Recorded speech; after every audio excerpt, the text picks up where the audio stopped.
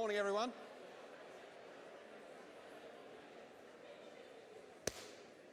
Good morning, everyone. Welcome, Your Excellencies, my lords, ladies, gentlemen, horsey friends. Thank you for joining us here today at World Horse... Am I deafening you? No, good. At World Horse Welfare's Conference, where we will be challenging the status quo in the horse world, not just here in the United Kingdom, but worldwide. It gives me great pleasure to welcome all of you here, as well as those watching live over the internet. It's also being discussed on Twitter using the hashtag challenging the status quo. I hope you'll all join in the conversation because sharing views and discussing key concerns in the horse world is what today is all about. Before we begin what will be a very packed programme, full of exciting presentations and debate, I'm asked to draw a few things to your attention. The terror threat level is currently severe, the highest level but one, so greater than normal security precautions need to be taken for everyone's safety. So the one thing you can do, please, is wear your name badge. In case of fire, the alarm will sound. All the exits are clearly marked. Once out of the theatre, please make your way to the nearest exit onto street level. The fire meeting point is in front of the Royal Albert Hall. So I think left, then left, and keep going. So please make your way there and wait to be accounted for so that we can avoid firemen risking their lives for people who aren't here. Several members of the Royal Geographic Society staff are fully first aid trained. If a first aid emergency occurs, then please tell reception immediately. A first aid room is facing the cloakroom next to the ladies' loos. Now let's get started. I'd now like to introduce someone who has helped make today's influential conference possible. Everything a charity like World Horse Welfare does is only possible through generous donations, for which they are immensely grateful. This conference is no different, and we're delighted to have Betfair's kind sponsorship of this event for the 5th consecutive year. That's quite a milestone. Their wonderful commitment to horse welfare in sport and beyond in itself challenges the status quo among the betting world. And I know World Horse Welfare is extremely grateful for their ongoing support. So may I introduce Gerald Corbett, Chairman of Betfair.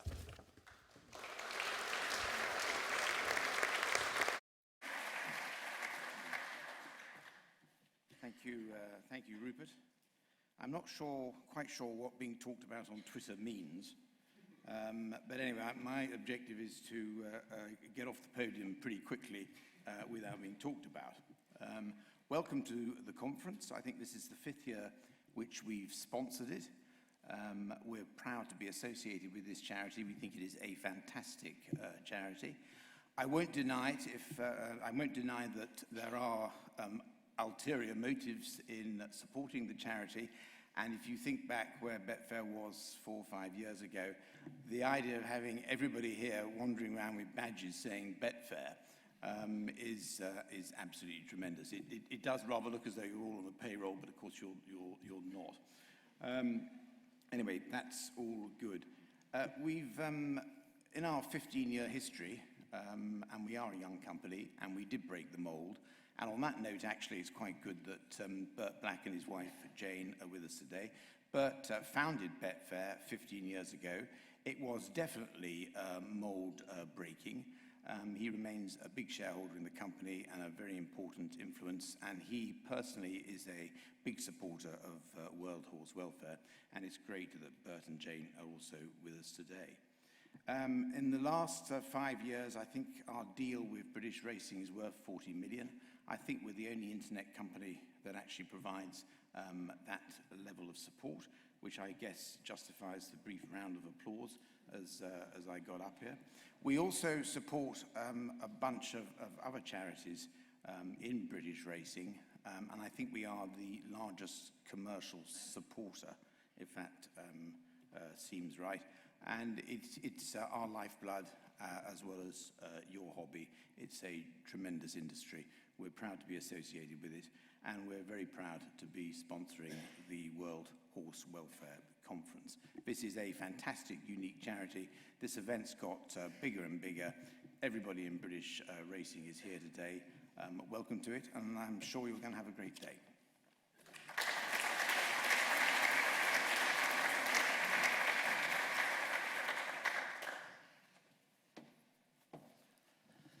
Your Excellencies, my lords, ladies and gentlemen, thank you to Gerald Corbett of Betfair, whose support for this conference over half a decade merely shows the appreciation of the wider good of horse racing is alive and well in his company. Long may this continue after the merger with Paddy Power, and thank you personally for all that you have done to make this seminar so successful, Gerald. I speak to you today as World Horse Welfare Chairman and as an equine veterinary practitioner of more years than I care to remember.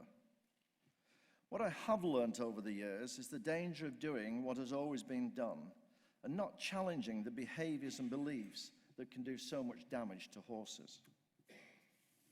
For instance, I've seen a lot of good practice among veterinarians using traditional methods for the diagnosis and treatment of disease.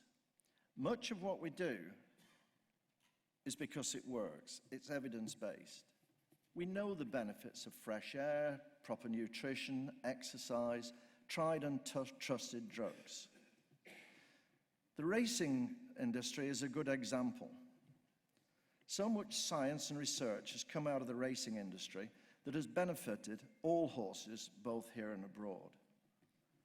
Horse care in the racing industry is generally very good, and so we welcome today the racing initiative, The Horse Comes First. And it highlights how racing values its horses, and that's thanks to the generosity of the Horse Race Betting Levy Board, who are supporting this conference. I've also seen how things have developed dramatically in veterinary practice. The changes in anesthesia and imaging during my career demonstrate that my profession can move with and embrace new ideas. New veterinary graduates today are better than they have ever been. However, I still see some cruel and questionable practices still in use, such as firing. This is a procedure used to treat damaged tendons by burning the skin on the leg with a hot rod, for which there is no scientific evidence and is extremely painful. Vets know this, but they're prevailed upon to do this deed by their clients. And I hope today that as a result of this conference, my fellow vets will feel more empowered to challenge the status quo. Today, we're going to have a debate looking at modern and traditional horse care and training methods. Views will understandably be very different. World Horse Welfare sees thousands of horses from Nottingham to Nicaragua and is ideally placed to host this discussion. We see owners who tether their horses 24/7, who whip them in the face with whips, and who think giving endless treats to their horses is being kind. World Horse Welfare is here to challenge the status quo, and we've been doing it for nearly 90 years. Please join me in watching a short film which demonstrates how we've been challenging the status quo during this last year. People have been caring for the horses they used for transport, war, sport and draft power. Not surprisingly, all over the world, traditions in horse care and management run deep. But are traditional attitudes and methods really the best? Should we be challenging the status quo? Some say that Shetland ponies are lawnmowers, their existence only defined by their ability to graze. But what of Xantha, a Shetland pony who travels hundreds of miles over the tracks of Highland Scotland, pulling cart and carrying pack? Many people believe that anyone can look after a horse. Whilst ostensibly true, there's strong evidence to say that not everyone can or indeed should. The lady explained to me that her partner had brought the pony home one evening. She had no experience of looking after her horse. She explained that she'd been feeding it potato peelings and vegetable waste. She hadn't any idea of what diet it should be eating and had been giving it only small amounts of water. Every day, our international teams are challenging ineffective horse care practices overseas, such as treating wounds with diesel fuel or creating harness out of nylon rope. And sometimes, World Horse Welfare has to challenge our own perceptions of what is the right thing to do for the welfare of horses. In countries like Honduras, where leather is difficult to source and maintain, our in-country teams have found that old fire hose can be used to make breeching, which works admirably. When the horse is pulling, the breeching's loose, and then when the cart slows down, the breeching comes tight. And basically that again just stops the pressure up here. And in sport, where welfare standards are rightly expected to be high, are they always high enough? Is the horse always truly put at the heart of equestrian sports? Poor welfare in some parts of international endurance continue to cause anger and concern. But even in Europe, are we doing right by the horses we use in sport? Some say that high-value horses aren't at risk of welfare problems. But then, how did Fern, a Weatherby's registered thoroughbred, end up dumped in a field with a serious injury? Illegal grazing was sometimes excused as a traditional practice. But as the numbers and welfare problems grew, welfare and rural organisations challenged Westminster to take action. We were so pleased when a Control of Horses Act became law after a long-running campaign coordinated by World Horse Welfare. The government took a while to see the need for tougher laws, but we did not give up, and horses are already better off as a result. And when it comes to the number of horses within Europe, our groundbreaking report, Removing the Blinkers, showed that no one knows how many there really are in the EU. And without a reliable ID system implemented by all countries, we may never know, and they will remain invisible and unprotected. When we see or hear about horses in danger of abandonment and neglect in the UK, it's very easy to feel that an individual can't make a difference. I've come here to see Nellie and Napoleon, the two ponies that were dumped on the road near where I live. They're emaciated, they've got lice, worms, were in absolutely terrible condition. And thankfully I got in touch with Chris, one of the field officers.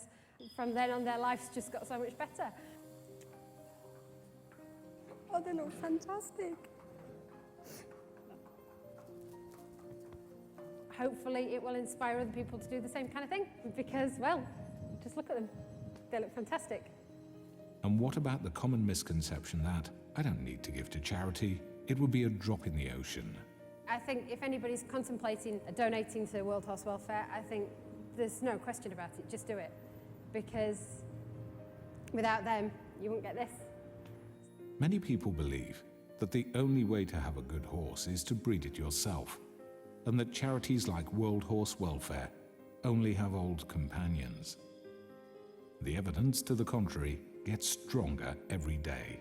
Never before have there been such amazing horses available for rehoming from charities like World Horse Welfare. Thank you for joining us today to challenge the status quo in the horse world. Welcome to the World Horse Welfare Conference 2015.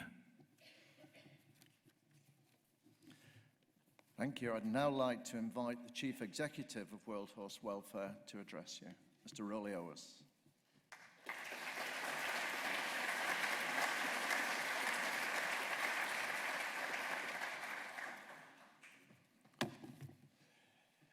Your Excellency, my lords, ladies and gentlemen, horsey friends, I quite like that. Good morning and thank you to our conference here where we are going to challenge the status quo.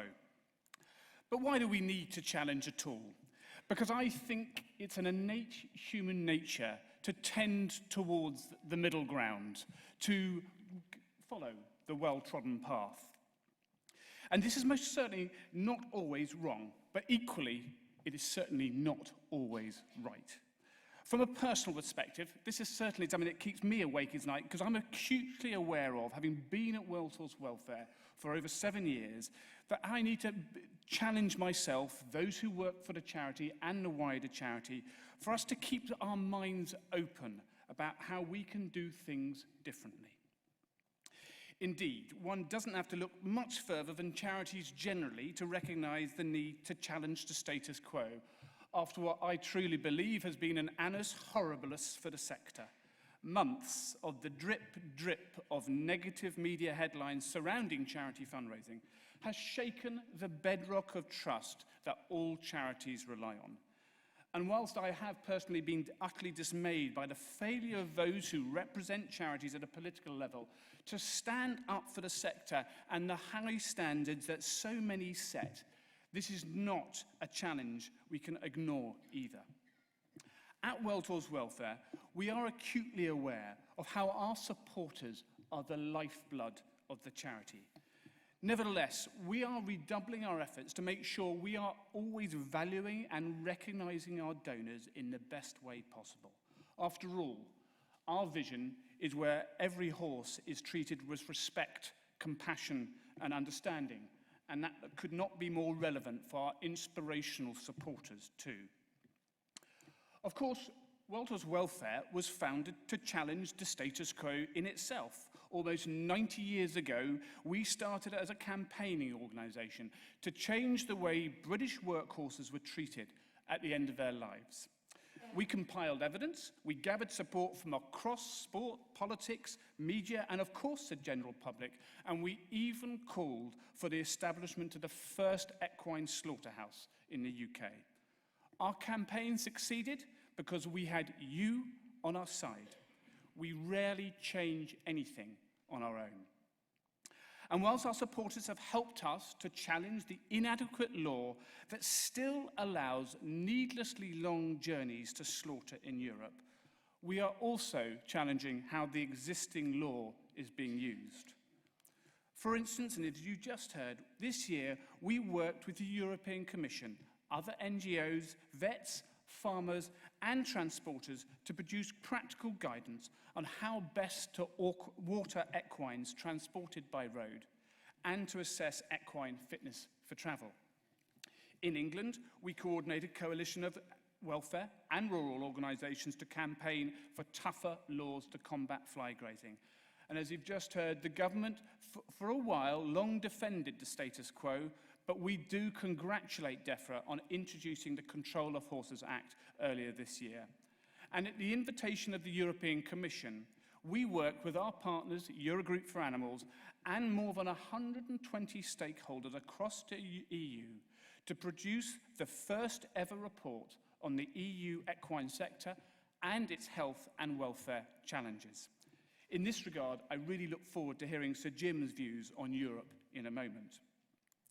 But perhaps one of the greatest challenges facing Europe today, and certainly in the UK, is implementing an effective system of equine identification as a reliable way to link every horse in this 28 member states to an accountable owner, and because this is the very foundation of how we can protect our horses.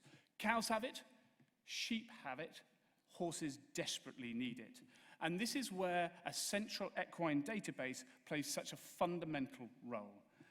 And given the current austerity climate, there is a risk that the government will only support a status quo database, fulfilling only the minimum requirements and ignoring the painful lessons of the past. This would be a grave and shambolic mistake and would have grim consequences for the future and welfare of the UK's horses. And outside of the UK, there is so much to challenge with the way working horses, donkeys, and mules around the world are seen and valued by governments, university veterinary faculties, and aid organisations. Here too, cows and sheep are valued, horses are invisible. And then we need to challenge how these animals are cared for. Across the 10 countries where we work, in Africa, Latin America, and Asia, impoverished horse-owning communities want to do right by their horses, but they have not known how. They have simply used the traditional practices that have been handed down over the generations or that they see others use. But many of these are ineffective or worse still, damaging. And I would be fascinated to hear Josep Zubriano, who will be talking on this later this morning. But as we know, perhaps one of the best developed human-horse partnerships is in sport, where regulators like the FEI and the British Horse Racing Authority rightly say higher equine welfare standards are at the heart of their work. And it is to their credit that these regulators engage with independent organisations like World Horse Welfare. However, as I asked the FEI General Assembly last year, do national equestrian federations and the wider sport horse world always place welfare at the heart of their strategy? The temptation is easy to say yes, but if we are honest, really honest, we might say we could do better.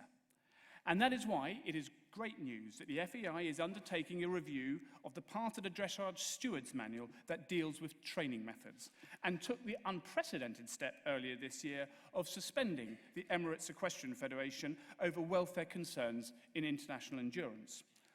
Although the Federation has since been reinstated into the FEI, serious concerns remain, including recent revelations of some very disturbing developments. We have to remember that responsible horse sport dictates that the rules need to be enforced rigorously, consistently, without fear or favour. And I see parallels with our campaigning work, where even good laws amount to nothing if they are not enforced. And you can learn more about that in our Charity in Action displays this afternoon. You will have heard me say this before, but just before the avoidance of any doubt, no person, government, federation, or organisation can claim to protect horses when they do not abide by their own welfare rules.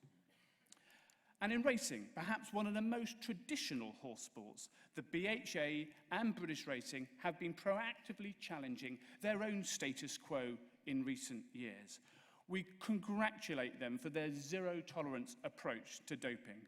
Their review of the whip, in which we took part, reduced the number of times it could be used. The Grand National has been transformed by installing more flexible fences. This progress is a result of them challenging themselves. Now they are a global leader in horse welfare in racing and setting an example to others. And we can only hope beyond hope that American racing sooner or later learns from them. That is not to say everything is rosy, and I look forward to listening to John Francome's personal perspective here. Without doubt, we can do better to support horses that leave racing and equestrian sport. And in Britain, we are so fortunate to have the excellent organisation, the Retraining of Racehorses, which helps find former racehorses new homes and careers. Our pilot project with ROR, announced at this conference last year, has been a huge success, with our first thoroughbred already having been rehomed. And we are delighted to be continuing this partnership over the longer term. Too many horses, however, still struggle to find new homes, and it's not just those of a low market value. For instance, Fern, the thoroughbred in the introductory film, actually never raced, but was sound and yet had been mistreated and abandoned and cast aside, but no owner could ever be traced. This case highlights just once again that unless we have an enforceable and enforced system of identification, too many owners will treat their horses like rubbish with no accountability or consequences. And, of course, how the ways we treat our horses day to day can have a profound impact on their welfare too. Now, we don't have a special law, horse law in this country to protect horses, though other countries in the EU do. In Denmark, for instance, they introduced the horse law in 2008, with detailed rules on how horses must be kept, including providing them with daily turnout. This law applies to everyone, and even Queen Margrethe II removed a fountain outside the royal palace to create a paddock for her cavalry horses based at the palace in central Copenhagen. And what this example shows, that no tradition need be sacred. But I really do think we have to question how some of our horses and ponies are kept in stables for most of their lives, with an often cited justification that this protects them from accidents in the field. Is this really in the horse's best interests? We all know that horses need social contact and the freedom to be just horses. And we can do things differently. For example, I was inspired to listen to the German international dressage rider Uta Graf speaking at last month's Global Dressage Forum, showing how she lets her Grand Prix horses frolic in the field at home. So clearly, the amount of grazing a horse should be provided with is a matter of great debate, and I'm sure will be a discussion topic during our debate and panel discussion later this morning. Another issue that is so pressing is how we manage the weight and exercise of our horses. And I really hope that today's presentation by Sue will really open our thinking. And what of an issue that for far too long has been filed away in a too difficult pile?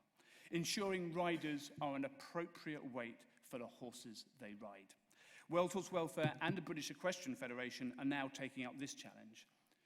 But non-restrictive nosebands, bitless bridles, barefoot horses, to name but a few, are also all genuine movements that claim to improve horse welfare, and we simply cannot just ignore them. We may not always like the way these movements try to engage, but their ideas deserve a fair hearing and consideration. Over the next decade, a wealth of scientific evidence will be produced looking at all aspects of horse sport and their wider care. And we need to be leading, not reluctantly following these findings. Above all, we need to remember that what might have been right for our horses 20 years ago is not necessarily right today. So I ask you to join with us in challenging your own perceptions, your own beliefs, and your own views on what is right for horses. At World Horse Welfare, we strive to challenge ourselves regularly in every way to do what is right for the horses we reach. And I know so many of you here do too. But sometimes we've just got to look at things differently, truly, to see all the available options. In that vein, World Horse Welfare will shortly be launching a campaign to help the many millions of invisible horses around the world. They are invisible because people, governments, policymakers, regulators, academics, the general public cannot or choose not to see them. Those horses that fuel economies, those horses locked in barns to starve, those roughly handled in training yards, those transported in cramped conditions for dubious purposes, and those who we don't find till it's plainly too late. And so we really look forward to trailblazing this campaign at next year's Mitsubishi Motors Badminton Horse Trials, where World Horse Welfare is delighted to be the chosen as its official charity. In conclusion then, we still need horsepower in so many different guises around the world, and we need to use our own power to do more, with all of the experience at our disposal, with all of the partnerships we can create, with all of the common ground we have a duty now to challenge the status quo to do right for our horses. Why? Because they deserve it and we owe it to them. Thank you very much, and I hope you have a wonderful conference.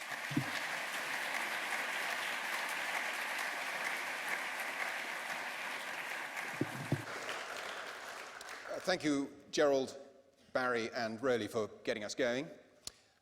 Now, Sir Jim Pace is a former Minister of State at DEFRA, an erstwhile colleague of mine, a good friend, and in the view of many, the finest farming minister this country has had for a very long time. For several critical years, he represented Britain's animal welfare interests in the EU and is uniquely placed to offer an informed view of the merits and otherwise of the UK's membership of that institution, something so topical that the Secretary of State for Defence was decorating my breakfast TV on it this very morning. He will tell it to you as it is, so I can assure you of an unbiased and informed view of how our membership of the EU impacts on our and others' horses. Jim.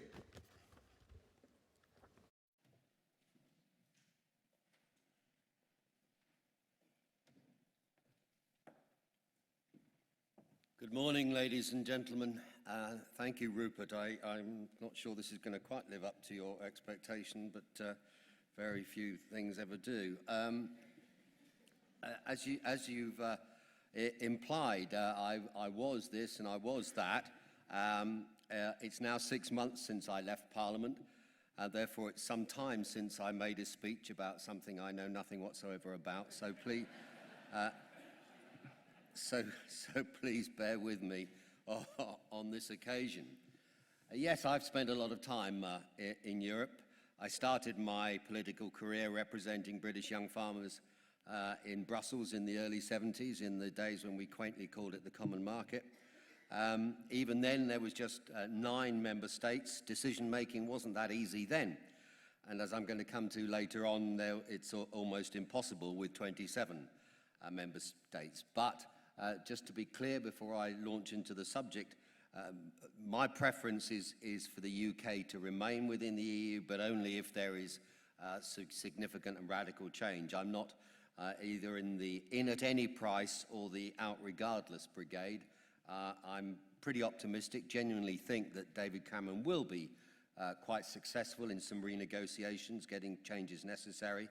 And I happen to believe that those changes are necessary not just for the UK. Indeed, if I'm critical, I'm sorry I'm digressing, but I actually think we should be making much more about these changes being necessary for the whole of the EU, not just the UK.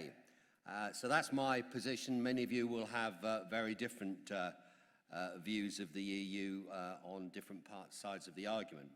But to move to the issue that we're all here to talk about, which is to horses, and for that matter, the horse sector in total. The subject of the title of this speech in your programme refers to our horses, but I think it's worth saying, and it's come through in some things Rowley said, that as the UK is generally supportive of higher welfare standards, not perfect, but on the higher side within the rest of Europe, and indeed on issues to do with disease, then arguably horses elsewhere in the EU would be worse off if the UK left the table.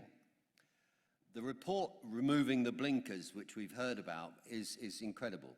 It provides a great deal of information, and as you would expect, it does major on the issues of welfare. But quite rightly, it also touches on the economics of keeping horses for different purposes, and that indeed inevitably impinges on welfare and in disease control. And as the report makes absolutely clear, and as Rowley has just described, being within the EU and the single market does not necessarily mean we have a level playing field, that awful phrase I haven't used for a long while. There's also a massive difference in the way that different countries view the different cultures, and therefore they treat their horses. In EU law, horses fall between different legislative stools, and much is left to the individual member states and sometimes regional governments to interpret, implement and enforce, creating that huge variation on the ground. A good example, of course, being the issue of euthanasia, which we will come to. So that, if you like, is the status quo, if we stay in. So any debate on British equines has to focus on how they are treated in practice here and whether that would change if we were outside the EU. UK animal welfare legislation is, of course, founded on the 5 freedoms, but there's other laws, and the Control of Horses Act, which you've heard about, came in just at the back end of the previous Parliament, is a tremendous step forward. But we also have to focus on disease control activities right across our borders, and as having been the responsible minister, I know how important that is. So the whole issue of movement rules and identification have significant impact, not just within the EU, but of course increasingly movement much further afield through to the Gulf and Australia as 2 examples. We think that only France within the EU has actually more horses than the UK, but we start off, as that report shows, with pretty poor statistics and estimate of great variation in the estimates. Probably from our perspective, more important is that there are about 7,000 out movements from the UK and about half of that inwards. But as Rowley said, almost all of those controls are either unenforceable or entirely irrelevant, unless the animal can be properly identified and that the system itself has integrity. As you know, passports go back to 1999 and chips came in 10 years later with that single national database required by next year. In my view, that is long overdue. I can remember facing a massive backlash from the breed societies, probably some of you here today, when we tried to reduce the number of registration bodies because it would have reduced their income. The whole system wasn't set up to generate income for registration bodies, but needless to say, once you've got it, you don't like to give it up.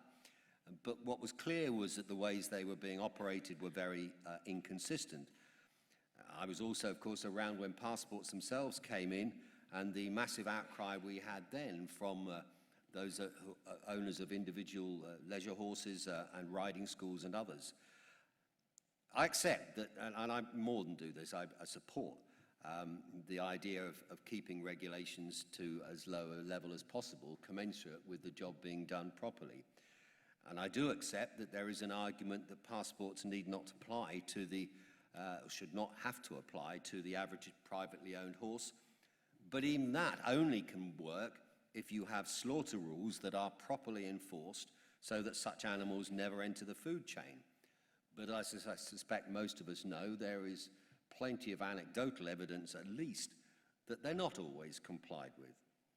Obviously, for sport and racehorses, the higher value horses, proper identification is critical within those sports, and arguably they are able to police them themselves. So there is a major question as far as the EU is concerned. If the UK left the EU, would passport and chip and anything else related to that, those regulations, be relaxed? I personally very much doubt it. So I come to the question of EU decision-making and enforcement. Put bluntly, frankly, making decisions is close to impossible, and enforcement is close to a joke in many places. 27 member states, the prospects for genuine debate, as you can work out for yourselves, are nil. When I sat on the EU Agriculture Council, we would be given 3 minutes to speak.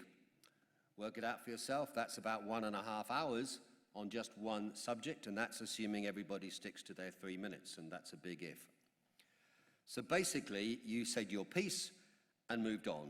No debate, no real discussion, no working towards compromise. The only real way you get change in the EU in terms of proposals is, not meant to be a pun, is horse trading. Get together in your groups of people with different countries with similar views, thrash out some common ground, work out some deals, and you present that as a fait accompli to the Commission. Otherwise, what you get is the power of initiation from the Commission, and that is immense. Any of you who studied the recent reform, and I use the word reform advisedly, of the Common Agricultural Policy will know what I mean. The fact is that the final version was so similar to the Commission's original proposals, not because they were highly suitable, in fact they were dreadful, but simply because nobody could agree on an alternative. And of course there are going to be those special interest groups. Indeed, many of the organisations that you represent are all lobbying the Commission in one way or another, and it would be wrong to underestimate them, but it's hardly the democratic will of the people. And then we move to enforcement. It depends on national or quite often regional governments. As we saw with the horse meat scandal, it's patchy to say the least, varying from almost nil in many places to some countries where it is absolute. None of us want legions of EU inspectors around the place checking what national governments are doing. But where animal health and welfare are concerned, then in my view, uniform enforcement should be the norm within a single market. But if we were outside the EU, then what? Well, within the UK, I can't really see any significant change on the animal welfare front. On the health front, there is more scope, although I doubt it might happen other than where there was particular pressure. Firstly, of course, any movement of a horse into or through the EU would continue to require compliance with the EU's rules, so no change there. Obviously, if we were outside the EU, then we could have our own rules about entry into the UK, And that might well lead to some tightening up of the rules from certain countries. Romania springs to my mind. Now, I'm not going to go through all the various bodies that you represent. You all play a role in ensuring that disease control is not compromised by international travel. You know far more about it than I do. But any such activity depends on the agreement of national governments. But I see no reason why a UK government outside the EU would take a different view to the government when we're in it. And as I've said, for any trade with the EU, alive or dead, we would still need to comply with their rules. But I think it's worth just thinking about the attitude or potential attitude of a UK government outside the EU. I think it's reasonable to assume that it would be enthusiastic about free trade and about self-regulation, and it's therefore unlikely to be inclined to impose extra restrictions unless it's absolutely convinced of their importance. And that, of course, has been the general approach of not just the present government, but all the governments we've had in the last few decades. I'm not quite sure what a government led by Jeremy Corbyn would be, especially if the Secretary of State was the current shadow, who's a vegan. I suspect that all horses might be wrapped in bubble wrap, not allowed to jump and be allowed to live out their lives on sunlit pastures, and there'd be plenty of that because there'd be no livestock industry to use the grass. I hope I jest. But it would be very foolish to argue that all is well in the UK now. And Rowley's and others have already described this far more eloquently than I am able to do. We all know the disparate sections of the equine sector and the different issues, things that are seen as has been said, as standard practice. I've got the pristine surroundings of Newmarket and what was my constituency until I retired. And you go from that to the dilapidated fencing, string, wire and ragwort infested paddocks that we also see in far too many places. Not exactly a disease, but a recognition that we are far from perfect. But of course we also need to answer this question, and I'm not doing it very well, I know, but to investigate this question, we need to think what might change within the EU. The report does, in my view, is going to really make waves within the EU. It's received massive support, not just in the UK, but across. And it's highlighted where change is required, some very, very considerable change. There'll be those, and many of us, if we adopt our cynical attitude, and most of us do sometimes, who will argue that it's impossible for those changes to happen for all the reasons that I've given. But we must surely have the interests of all horses at our heart, not just those here in the UK. And therefore, in my view, if we're looking at horses and the impact of Britain's place in or out of the EU, then we should think about all the horses. So a recent meeting in Brussels, which was held by COPA and COGECA, was very important.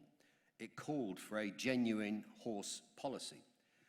The chairman said that, and I quote, the Commission recently recognised the contribution of the horse sector to the objectives of the European 2020 strategy.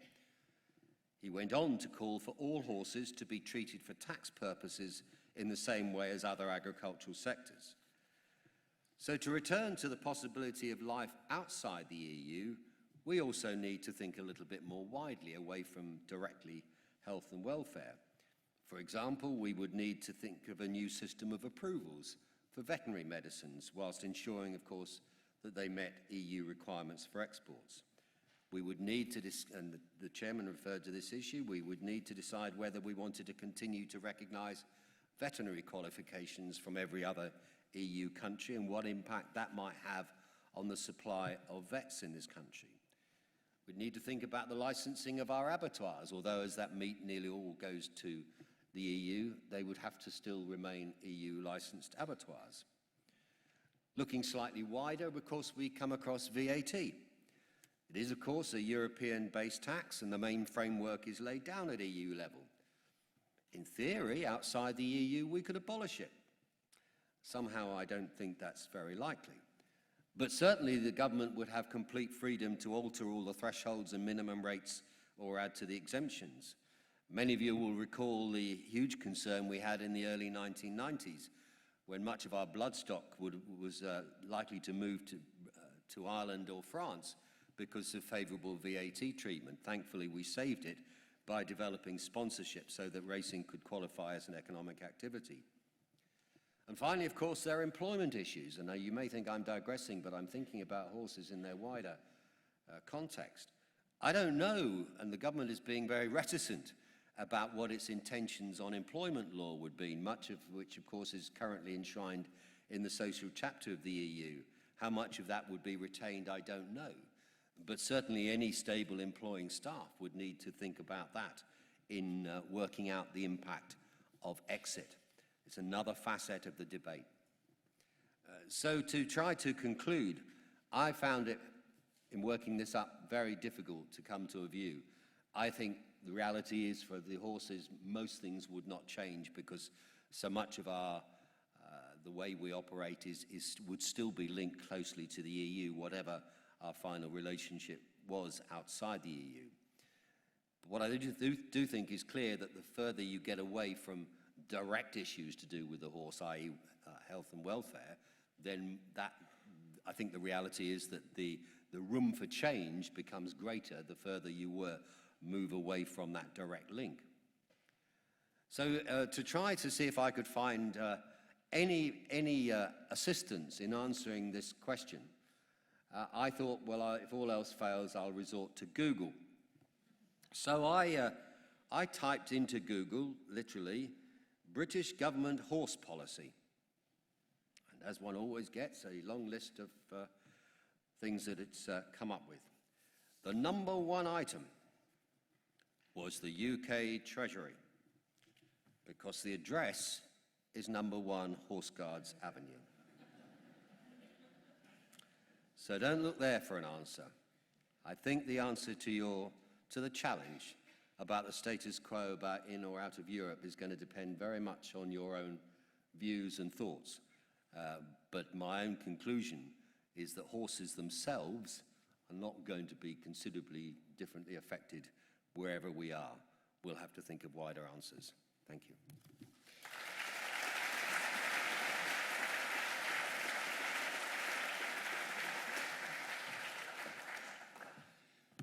Well, Jim, thank you for that. It's very helpful given that all of us are going to have to make a vital decision in 2017. I don't think it matters yet that we don't know what our individual decision is going to be necessarily, because a lot's going to happen between now and then, but thanks, Jim, for shedding some light on that. And there's going to be a question and answer session later, so you'll be able to probe further if you wish. Ladies and gentlemen, John Francombe should need little introduction. Champion jockey 7 times, riding over 1,100 winners. John was awarded the MBE in 1986 for services to racing. Subsequently, he's been a very successful TV presenter and a best-selling author. John is scheduled to speak on the tradition of the course, though from experience, I can warn you that he's likely to interpret that quite broadly. John.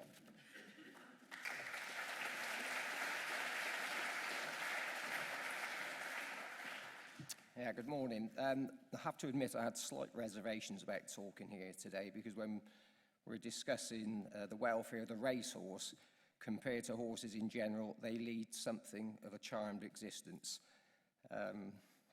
We all know that their matings are carefully thought of. They're really expensive. I think Dubai was £220,000. Warfront is even more expensive. And if your mare doesn't get in foal, you don't even get your money back. So if you're spending that type of money breeding a horse, even down the lower end of the scale, you're guaranteed that you're going to get well looked after. And even when you've proved beyond all reasonable doubt that you're too slow to meet expectations and you end up at Plumpton on a wet Monday afternoon, life for the racehorse, compared to other horses, is still pretty good. There are all types of retraining, rehoming for them when they go out of racing. And generally, I think the way that we look after racehorses is something that the BHA and the racing industry as a whole should be really proud of.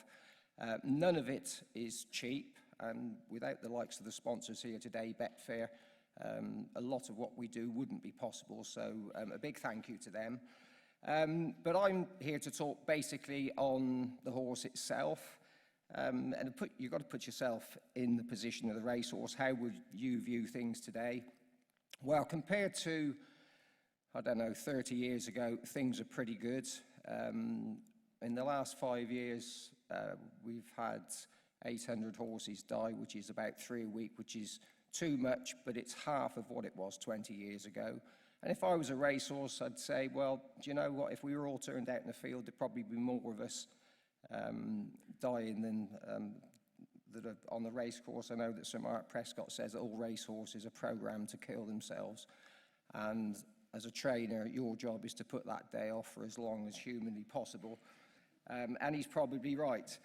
But on a day-to-day basis, I went into racing in 1969 to do what was traditionally known as doing your two. I don't recall having too many spare moments in any part of the day. I couldn't even think of doing 4 horses. When I actually finished riding out and mucking out 15 years later, I was doing 3. Today, lads do 4, 5, 6, and sometimes even more. But if I'm a horse, do I actually mind that a different lad is feeding me every day? Probably not. Do I mind, you know, if I'm not getting groomed quite as much? I expect they're like children and probably quite happy not to be brushed over in the evening. Most of the horses I used to look after, you'd be happy if you just put the rug back on them. I think the one thing that I would mind is who was riding me out every day. I've just been talking to Aidan O'Brien. And when he was at Jim Bolger said he'd rather have second-class horses and first-rate jockeys than the other way round, and I tend to agree. I think the biggest problem if I was a horse, I'd like somebody riding me out that would know straight away if I wasn't feeling 100% right. And I think the way that we're teaching people to ride these days, we're doing it by numbers and not by feel. Pony racing is brilliant as long as it comes on the back of a really good grounding. I think I see too many people riding ponies like motorbikes these days, a little bit like polo, I'm sad to say. I went to the Horse of the Year show about 2 weeks ago. The Household Cavalry did their normal display. It was brilliant. They galloped around the arena, took the saddle off as they were cantering round. Would have been more impressive if they put it back on again as they finished, but they didn't do that. Now, if you said to most lads to do that, they'd have more chance of doing open heart surgery. Now, it's not that they couldn't do it, it's just they're not taught to do it. You never see any people riding without a saddle these days. I hardly ever hear anyone talk to a horse. And I think from the horse's point of view, we need to be teaching a better standard of riding, and we need to be teaching in a different way so that people learn to ride by feel. I watch the eventers, and it's pretty much the same as them. You know, they start off, they've got a watch on their hand, and they're thinking that they've got to be at the third fence within a minute, regardless of ground conditions, instead of thinking that, do you know what, I don't think this horse is going or is going too fast to get there in a minute. I need to just ease back a little bit. And it's done by numbers rather than feel. And riding work is exactly the same. Aidan O'Brien, every horse in his yard has a heart monitor on it. Every lad has an earpiece. Now, lots of trainers obviously can't afford to have the luxury of those two things. But it just goes to show he's absolutely adamant that if a horse does too much too soon on any given morning, he said, you will never, ever get it back. He said, you'll kill it. He said, you break its spirit, and that's the end of it. So teaching people, teaching lads to be able to think what they're doing more than just what time they're doing it in, I think is much more important. And if I was a horse, I'd be much more pleased to have somebody riding me out that was thinking about where I was going, not walking on, you know, you see lads walking down the road and they just let the horses just walk against the bank and stuff. Just trying to encourage them to put the self in the place of the horse. As I said, I think, you know, if the Prince Philip Games, getting people to learn to ride and have more of a feel is something that I think that we need to give a lot more thought to. And it's not something that's going to be really expensive. It's just changing the way that we do things. You know, if I go to the horse racing apprentice school in Newmarket and you mention riding without a saddle, the first thing that you hear is it's health and safety. Well, we've just got to get over that. You know, even if you just have lads riding without the benefit of irons, I just think that it'll be a way forward. So that's one issue. What else would I be thinking of if I was a horse? The whip is another issue. There's lots of positives from looking at having jockeys carry a whip but not being able to use it. If I'm right, okay, put yourself in the place of the horse. What's the whip like? Today, it's short, it's padded. I remember Graham Thorne used to have a whip like a fishing rod. And in his own immortal words, John, I like to give them one to bring them round when they're a bit unconscious going down to the last. Well, you know, the whips today, thankfully, are nothing like that. They probably still hurt. You know, if Tony McCoy was hitting me, I think that I'd know that he'd hit me. But by and large, they're all right. So it's more or less on, you've just got to look at the whip as a visionary thing. Does it look good? Definitely not. I mean, every year that goes by, we're a year further away from when people used to see horses every day of their life. They were pulling carts, they were delivering the milk, they were delivering beer, and people saw them every day. These days, people just don't see horses on a daily basis, and when it's on TV, I don't think anybody looks at racing and thinks, oh, good, I wish I'd given him a few more around the backside. So the positives of not having a whip for me, right, well, the first one, we mentioned the whip. Jockeys have to keep both hands on the reins. You have a lot less horses running around during a finish, so that's a positive. I think they'd have to let their irons down a little bit. They'd have to work harder. It's about 20% harder to ride a finish without using your whip. They'd have to think more. Tony McCoy, I know, says that he'd have ridden more winners if the whip had been banned. And I've got to admit now, if you'd asked me when I was riding, should you ban the whip, I'd have probably said, you know, don't be ridiculous. But when you stand back and look at the benefits, there are lots of pluses. You'd have to use your brains more. I think you'd get better finishes because instead of going flat out and then the horse gets tired and they get tired in a bunch, and it goes back to being able to feel what your horse is doing. They go flat out, they all get tired together, and then it's just a war of attrition then. I think jockeys would have to use their brains. The cunning horses, you'd have to find a way of getting around them. You'd have to use your nous a little bit. What else are the other pluses? Well, for a second, there'll be no whip bans, of course. I am absolutely amazed when I watch racing. Jockeys will go round the likes of Cheltenham. The wing is open on the left-hand side, and they've got their whip in their right hand. Now, you know, it's only going to go one way, so they don't give enough thought to what they do. I'm definitely in favour of keeping the whip. You need one if a horse doesn't want to go in to jump or if it goes to run out. Better finishes. I've watched racing for the last month. I haven't seen one finish in that time where I thought the result would have been different if there'd been no whip. You might say, well, hang on, you know, if he hadn't had the whip, he wouldn't have won. Well, you know, it applies. You've got to think about the race as a whole. The first, second, and third, none of them would have been using the whip. And quite interestingly, over in Sweden, they don't use the whip over there. And a couple of English jockeys have been over and they said it's extraordinary how much harder they have to work. You really have got to think, and it's a different way of riding, and I think it's a better way of riding. So they've had a few races in Ireland lately for apprentice jockeys where they don't use a whip. And one of the lads said to me, well, they're boring, these races. You know, the horse that goes out in front stays there. and then they all finish in exactly the same position when they start. So I said, well, so when you ride work in the mornings, I said, the one that sets off in front stays in front, does it? You know, that is a ridiculous argument.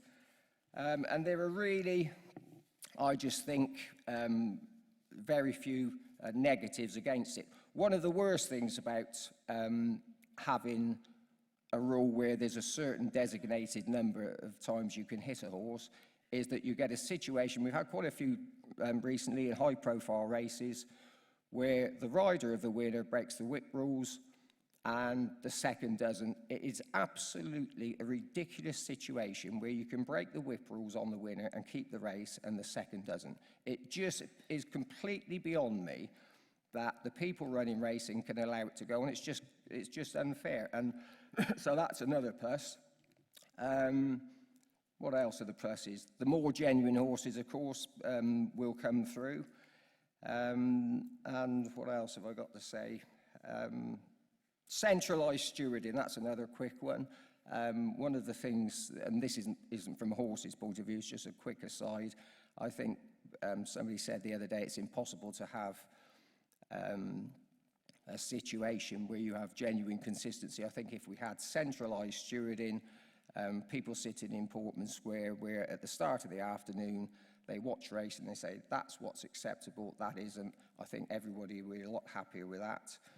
And from a horse's point of view, the riding, the whip is more or less an issue that's, I wouldn't be worried about the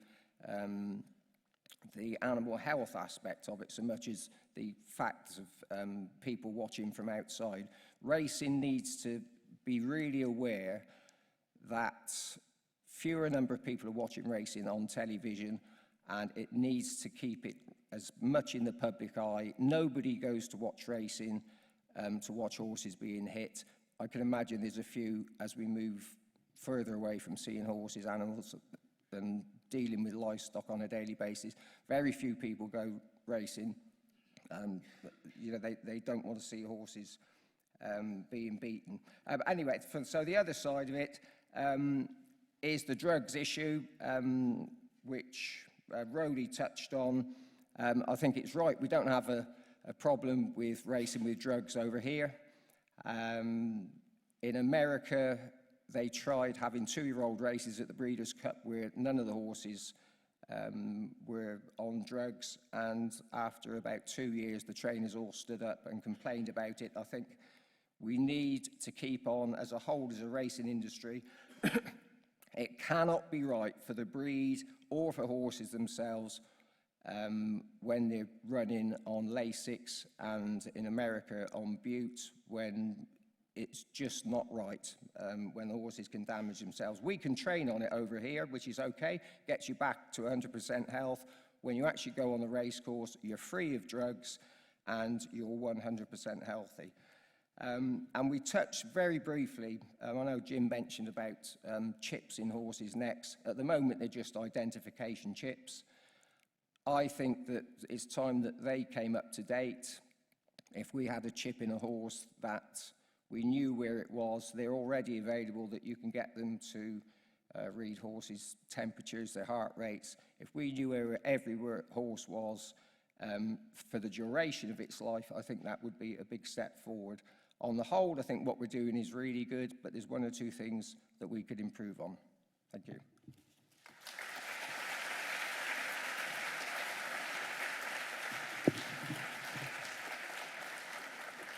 Thank you, John, for some refreshing and uncompromising views.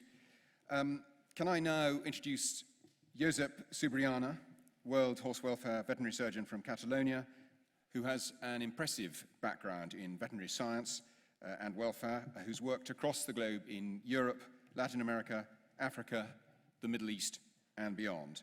And he will explore and challenge perceptions about euthanasia of equines worldwide. Josep.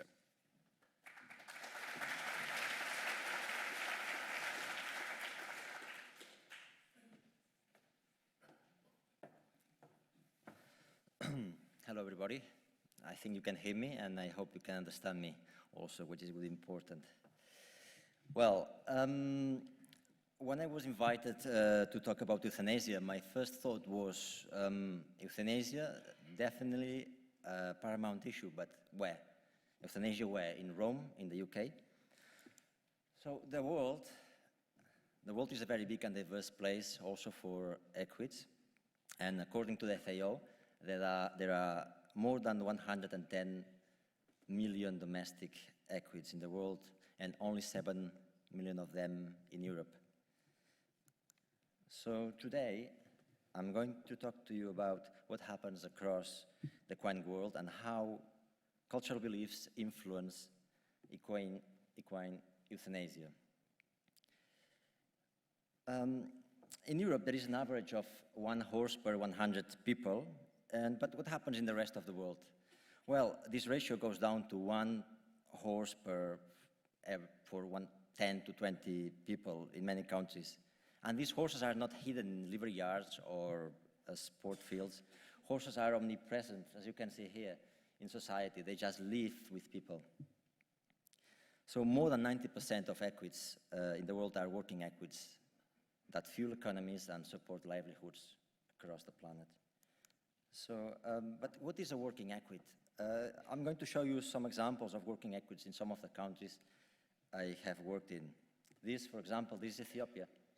You can see this young man there is the same you saw in the picture before. He finished the job.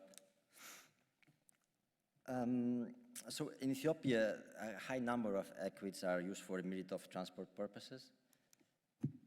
And this is not a country, not an example. This is Cuba. So Cuba, what happened there is, with the number of horses increasing since the fall of the Soviet Union, replacing obsolete Soviet buses and their expensive fuel.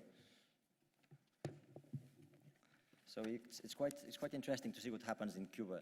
So you can see even much larger carriages than this one, just filled with people, and it's the only way they have to go around. There are practically no buses. Even if there were buses, the fuel is so expensive that they cannot even afford to use them. So horses is the alternative.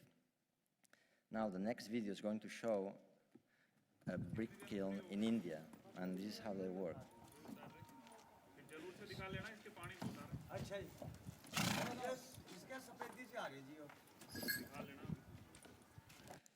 So very hard working conditions makes it impossible for workers to use other means of transport.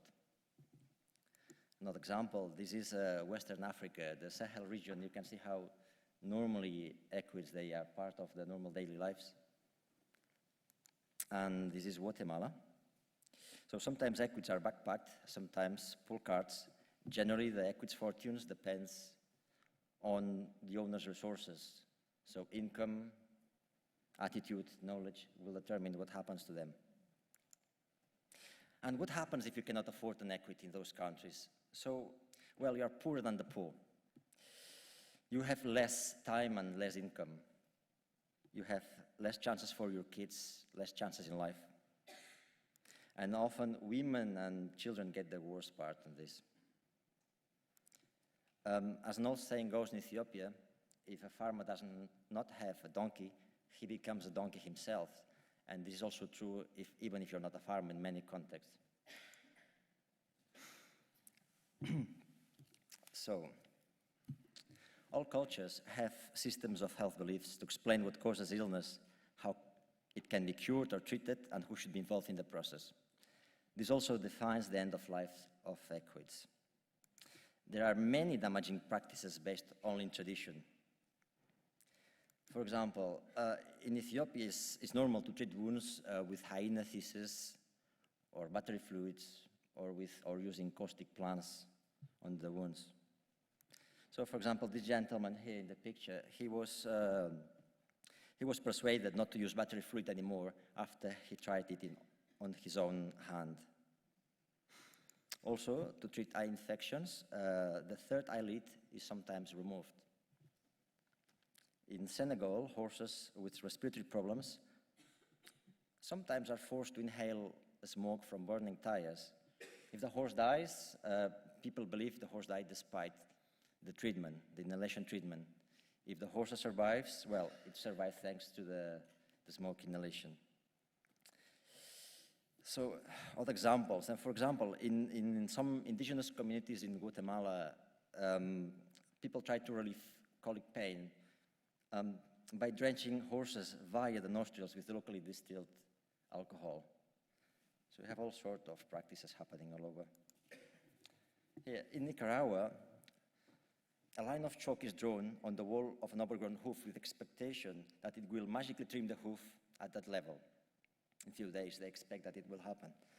So in Central America, people believe vesicular stomatitis affecting horses' hoofs is caused by a spider urinating on them. So the preferred treatment is to wash the hoofs with women's urine. So there are all sorts of things like that you find around. Often, thin horses are treated by removing the part of the gum in contact with incisors. Like many other practices, such as firing or bleeding, this practice seems to have been imported from Europe. Well, so what happens when equids get to the end of the life process? Well, cultural and socioeconomic context will determine the lack of equids. In Ethiopia, old and no longer useful equids are often abandoned to wander off into the wild, to be preyed upon by hyenas. West African animistic cultures refuse to put down their sick animals, as they believe evil spirits will be freed to hurt the families, so they tend to keep them alive for this purpose. India and Nepal and Islamic cultures, people tend not to intervene also, though the reality is more complex. So some sick equids are abandoned into the wild, some others beheaded and left for wild animals to eat. While at the same time, some fortunate ones are looked after until they die, or they are euthanized with a gun. In Nicaragua, horses are illegally slaughtered or sent to Costa Rica, where horse meat consumption is legal. Horses are also stolen for their meat value. In Cuba, horses are under the government's strict control. However, old and useless animals seem to die in timely accidents for the benefit of the human palate before they die of natural causes. Maybe, I'm thinking that maybe in Cuba and Nicaragua, there would be more horses in extreme bad condition if they were not eaten. So it is widespread all over now in those days that antibiotics are quite normal and easy to find in big cities. It's quite normal to find agonizing horses that are treated with the last shot of antibiotic. People don't want to put them to sleep because they think that, well, they still have a little chance to see them recover. And these horses, they support their livelihoods, so they try to keep them alive as much as they can, desperately. So in a different context, Nietzsche said domestication of animals from wild and free to dependent on us hides a great act of cruelty. I believe with domestication, we took on certain obligations, including providing a good death to animals. Well, the reality is that horses die of colic, tetanus, rabies, infected wounds, fractures, and most often, more slowly, over several days from debilitating diseases. That means that they cannot stand and slowly perish from starvation and dehydration. Contrary to wild animals, domestic animals often have no access to the mercy of wild predators and die slowly agonizing deaths. In comparison, abandoning horses to hyenas may be a kind of death. Euthanasia is a compassionate act that should be granted to animals in need, simply because I believe that the alternative is much worse. So even if people could pay for or culturally accept euthanasia, appropriate drugs and guns are often not available in those countries you've seen so far. So once I remember, once in Africa I faced a recumbent dying horse. It had been lying down in the sun with no food or water for 3 days. I insisted that the local vet to put it to sleep. Well, and I had to insist quite a lot for this. They were not used nor prepared for this. He only had a strychnine, which is not, I assure you, is not a nice way to die. However, Even when there are few resources, there are human ways to put down equids. Severing the caudal aorta via rectum or injecting lidocaine to the lanto-occipital junction of the spine could be done more often, both providing a quick death. So our modern debate on euthanasia is marked by a long tradition of contact with and imagining of animals. Religion, fables, literature, and modern media condition how we look at different animals and act towards them. Discussion on euthanasia can entail sophisticated ethical and ecosophical debates. But in our imperfect world, here where we live, I am worried about equids' right to live, yes, but I'm even more worried about their welfare. So, welfare is not affected by death. They belong to different categories in the sense of Wittgenstein and Ryle. Unlimited hoarding of unwanted equids is impossible. Non-rehomable equids still have to be put down and prevention policies put in place. Education, advocacy, and regulations aiming to reduce day after day the number of unwanted equids. So, terrible ends of life are not exclusive to developing countries. The report Removing the Blinkers by World Horse Welfare and the Eurogroup for Animals showed that euthanasia is not accessible to all equids, even in Europe. In countries such as Italy, euthanasia can only take place on veterinary advice, and often only in emergencies, creating suffering, a situation I believe should change. Research currently being undertaken by the AESC in collaboration with numerous equine colleges has found the main reason for the death of a horse in the UK is actually emergency euthanasia. Emergency euthanasia is, as it sounds, an emergency. So it's very stressful for both owner and horse. Being able to talk more freely and openly about euthanasia and providing information about all options would enable owners to plan for their much-loved horse's death and improve the end-of-life process. Well, above all, here today, I would say that all equids deserve a good death, every bit as much as a good life. And that means that we all need to work together to challenge the status quo and make euthanasia more accessible everywhere. So, thank you very much.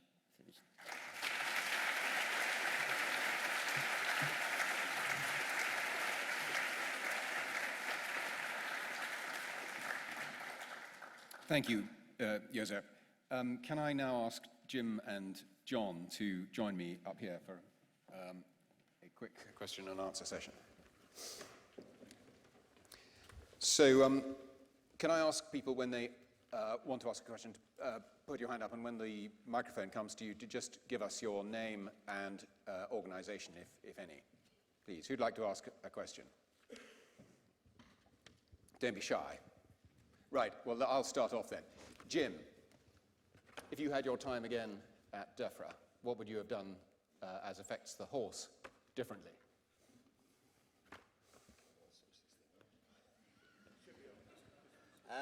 Yes, would you like to ask somebody else a question? As far as the horse is concerned, I think I would have been, as I implied in what I said earlier, I think I would have been a bit more radical in terms of passport issuing and getting that more streamlined and consistent. I would have tried, I think, if I'm honest, I would have found obstruction elsewhere in the government. I would have tried the database approach a lot earlier, because to me it was the obvious, unless you have a database to go along with any form of chip or passport, whether we're talking dogs or horses or cattle or sheep or anything else, it isn't going to really be adequate. So I would have pushed hard on the database side, and obviously representing a constituency all around Newmarket, anything to do with racing would have been at the forefront of my mind. I worked hard, as I said, on the VAT issue long before I went into DEFRA. I think the other thing I would say was that I would want to have ensured that we were pushing hard in Europe, and where I would have tried, I'd have probably got more involved with the concerns that were actually being promoted by my then colleague Struan Stevenson, who was the Scottish Conservative MEP, about horse transport in Europe and the movement from the north down to Italy, which was quite horrendous, and we've all seen the awful pictures. Thanks, Jim. Now, you've had a bit of a chance to think about your question. The lady in blue, can she have a microphone?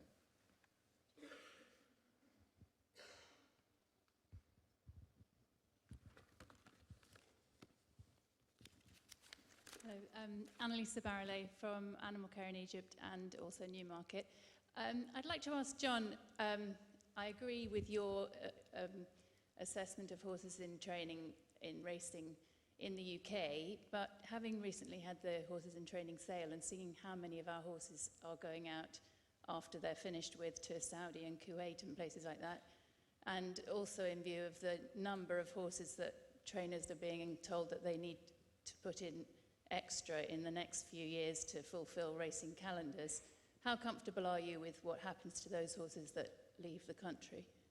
Well, listen, I agree. It's a concern. I think the saddest thing I've seen here today was the picture that Rowley showed of a guy holding a banner up complaining about the way horses are being treated back in 1950. You know, here we are in 2015 and there's still lots of issues. I think that we should be really comfortable with what's happening here. When they go abroad, it's a different thing altogether. And you don't have to go too far abroad either. I went to Ireland 3 weeks ago, and I was just interested in looking at some stabling, funny enough, and I was at quite a big horse show, went to look to see how they were stabling them there. Went back, there was a horse there, no hay, no water, blowing its head off, shouldn't think it had been mucked out for 4 days. And so that's just, you know, just a short distance away. So when they go over to a foreign country, it's a major concern. I'm not quite sure what we do about it. I think all the efforts that Rowley's put it in, where we're trying to educate people in other countries, it's not always easy. You know, as we've heard today, you know, the conditions that the people are living in are really poor, let alone the horses. But that's not to say that we shouldn't be doing everything we can for them.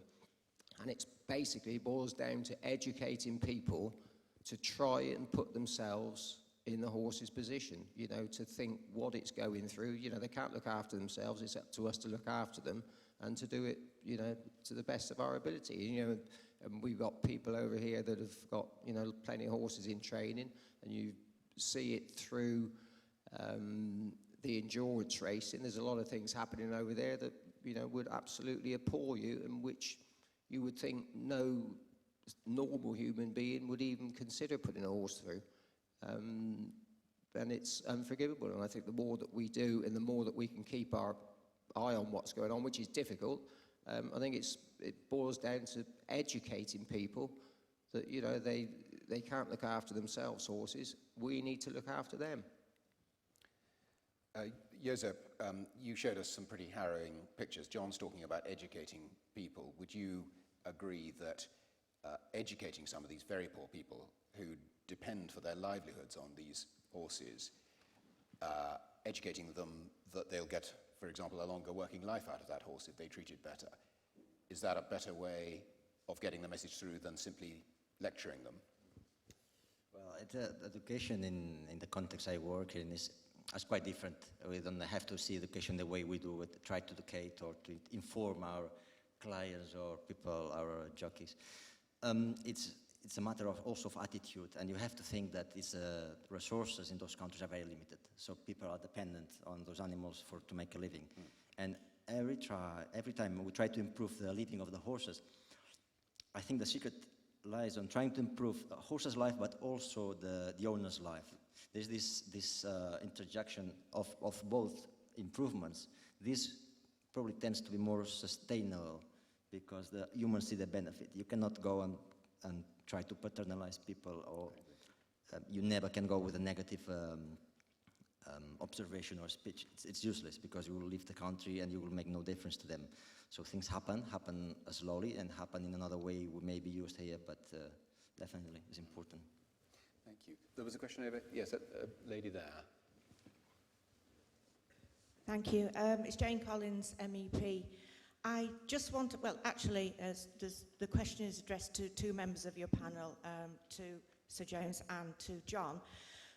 You mentioned about when we were in Pony Club and the fact that we're not producing as many natural horsemen as we used to do because everything is affected by health and safety and people are more conscious, i.e. the instructors.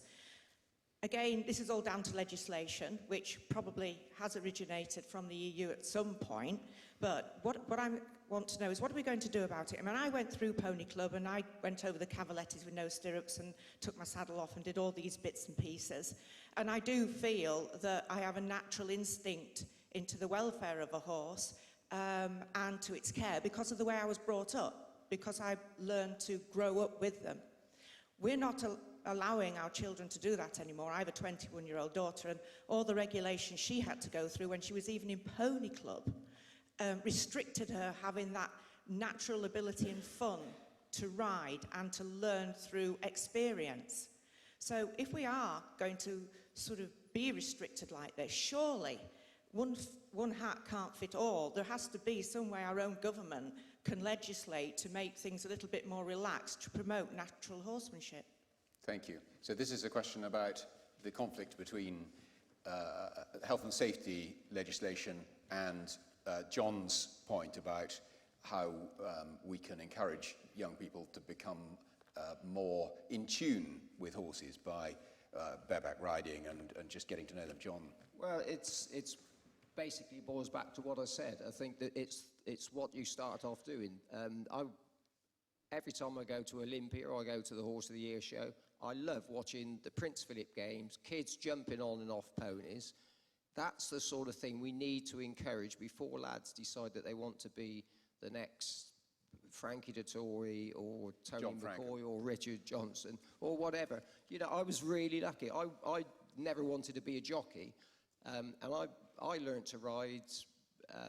It was that long ago. I was doing the mill crane with a horse and cart. But we had a pony, we had no saddle, and I didn't know it at the time, but it was learning you to, or teaching you to sit in a proper position. It's almost impossible not to sit nicely and properly if you haven't got a saddle on. And people will say, oh, well, you know, what if he falls off? Well, what if you do fall off? You know, maybe you might hurt yourself, but 99 times out of 100, you'll pick yourself back up again. But the Prince Philip Games are a really good example of how I think how we should be encouraging the youngsters. If I was running the British Racing School, forget about going up the all-weather gallop. I'd have them all jumping on and off, just getting more of an affinity with horses. And as you said, learning how to deal with them and being able to put yourself in their position and say, I don't know, he probably wants a drink now, you know, he hasn't had a drink, or, you know, has he got enough to feed? It goes back to getting people to think about the horse itself. I was mentioning Mark Prescott earlier. He used to work for a trainer called Mr. War, who was a nice guy, but he had no relatives at all.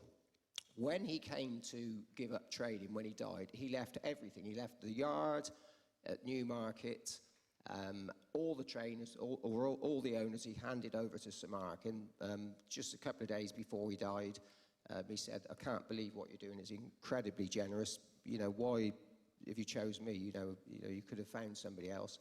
And he said, the second season that you were in this yard, he said, I got up at 2 o'clock in the morning. He said, I could hear that the weather had changed outside, and I went down to shut the doors on the fillies' boxes, and I met you coming the other way, and you'd got out of your digs 2 miles away, cycled back to do it. And he said, I knew then you were the man to take over this place. That's the type of thinking that we need to encourage. And, you know, it's not difficult, is it? You know, just trying to get people to just be a little bit more conscious of what they're doing in terms of looking after their horses and ponies and, you know, actually riding them. Jim, the question included whether the government should legislate. This is going to sound a bit rich, because, but I don't actually think it's all down to. I think health and safety is a very convenient excuse for a lot of people. I mean, just to come back to John's point, I used to fall off regularly whether I had a saddle or not. But that was in my pony club days, and that is a long while ago. I think the problem we've got is not so much health and safety per se, but is litigation. That so many organisations and are just petrified of being sued. And to take John's example, if somebody fell off at the British Riding School from riding bareback, I very much doubt, I may be wrong, I very much doubt there'd be a health and safety prosecution. But if they hurt themselves, there'd be a tendency to sue the school because they hadn't had a saddle or for whatever reason. Everybody sues these days. It's the American infection that has come across to this country. And I just wish that more of our courts would say, don't be so damn stupid, it's your own fault, life is like that. No, you're not getting 500 grand or 10 million or whatever it may be. I think so many different, and it's right across all walks of life, it is this risk of litigation that is now impinging on on what you allow other people to do, rather than necessarily, you'll never find a bit of health, and I bet it doesn't say anywhere in any form of health and safety regulation that you shouldn't ride without a saddle, that you should ride. That would be even more risky for me, but that you shouldn't ride bareback. It won't appear anywhere. It has got interpreted down the line by people who do not want risk to be taken because they don't want to have the finger pointed at them, which is that you allowed this to happen, and therefore the risk of litigation. And I'm not excusing the government or legalities, but I suspect actually the problem is much more that our courts are not sufficiently robust in rejecting what most of us in this room would probably say was a completely unjust claim. Now we've got time for, well done Jim, give the judges a biffing. We've got time for 2 more questions. Actually, we haven't got time for two more questions, but we're going to have 2 more questions. There's a gentleman over there, and then there's a gentleman just, actually no, let's have another lady. Sorry. There's a gentleman right at the back there. Robert Hayman Joyce. I'm Society for the Welfare of Horses and Ponies in Monmouthshire in South Wales. And the issue is the database, which we all support, and very keen that we should make that as comprehensive as possible. And yet there are derogations of certain ponies, particularly up on the moors, who are exempt from any sort of identification. And I wonder whether we should really press for a review of that kind of exemption for ponies, particularly in our case, we have a lot of our effort is trying to rescue and look after those ponies, and we are unable to identify ownership of them. And it would be very helpful if we could review that exemption rule. Thank you. So that is a question about the fact that whilst the vast majority of horses in this country are required to be identified and indeed to be microchipped, there are exemptions for moorland ponies. I think that those exemptions don't actually extend to Welsh ponies. I think they are for Exmoor, Dartmoor and the New Forest. So we might be able to whip an inspector up there. Jim, have you got a view? Well, I think you were the minister responsible more recently than I was, so so there's a bit of luckily, they don't want to hear my view. A bit of buck passing here. Robert, I don't think if a system like that of ID is going to work properly, I don't think there can be exemptions. I'm sorry, that's tough on the people who purportedly own those horses, but I actually drove through the New Forest yesterday, and it made me think about things like this, and you know, hundreds, thousands of horses roaming all over the place. And I just think, unless they're identified, how the hell do you deal with disease outbreaks or anything like that, if you can't trace the owner of an animal, and you can never trace the, I mean, even with proper ID, it's not always possible, but if you can't identify the animal in the first place, you certainly can't deal with a problem. And I think if we are going to care about disease control, not as well as welfare, then you've got to have individual ID. Josep, do you come across that problem more broadly in other countries? Well, the identification of animals abroad is non-existent. It's only a surprising country, which is Cuba, which is amazing how they control animals. All animals are under government control. All animals are marked within a year of the birth and the place of the county, let's say, the region where they were born. So it's amazing how controlled are the horses in Cuba. Other than that, non-existent, nothing. Mm-hmm. You have a question.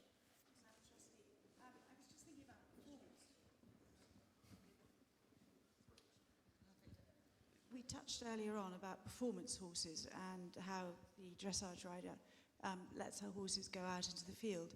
And I just wondered, I just know that they are very generally wrapped up in cotton wool. And I wondered, for example, how is Frankel allowed to go out in the field? And yeah, I think Frankel's having a very nice time. I think he had about 120 nice times this season. But I think that, you know, the breeding operation within racing in this country, Ireland and America, they're really good horsemen. You know, the Claiborne farms, you know, the stallions are out all of the time, middle of the winter, in the snow.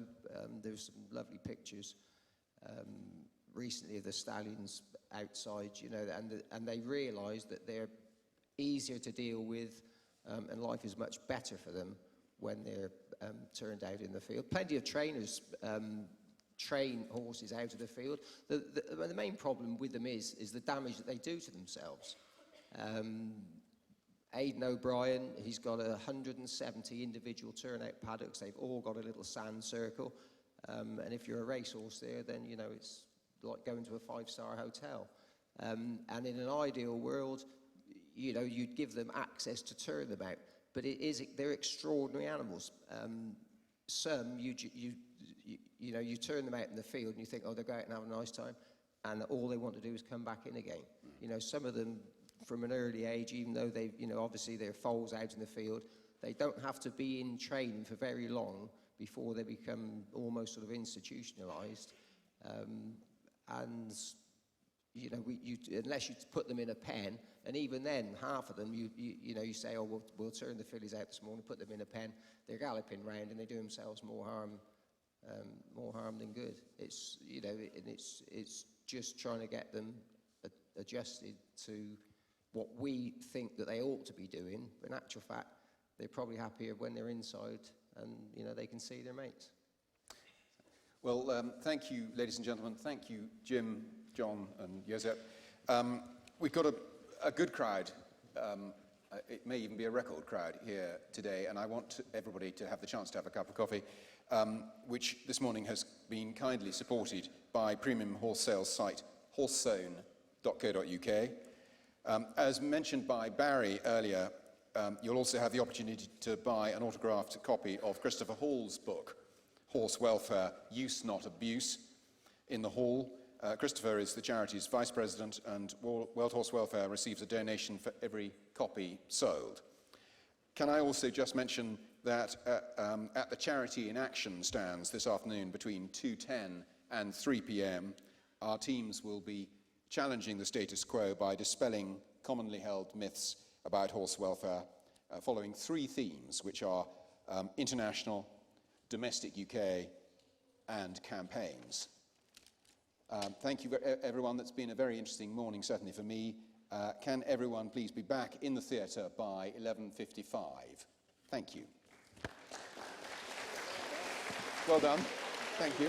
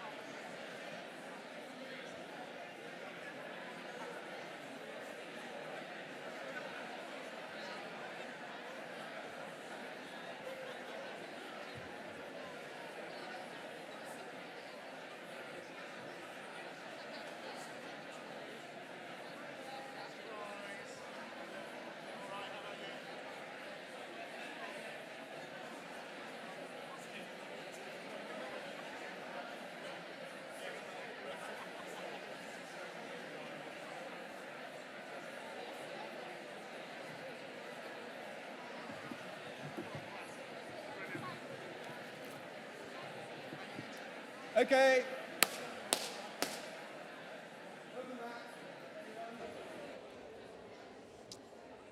I hope you enjoyed that rather impromptu extension to our break.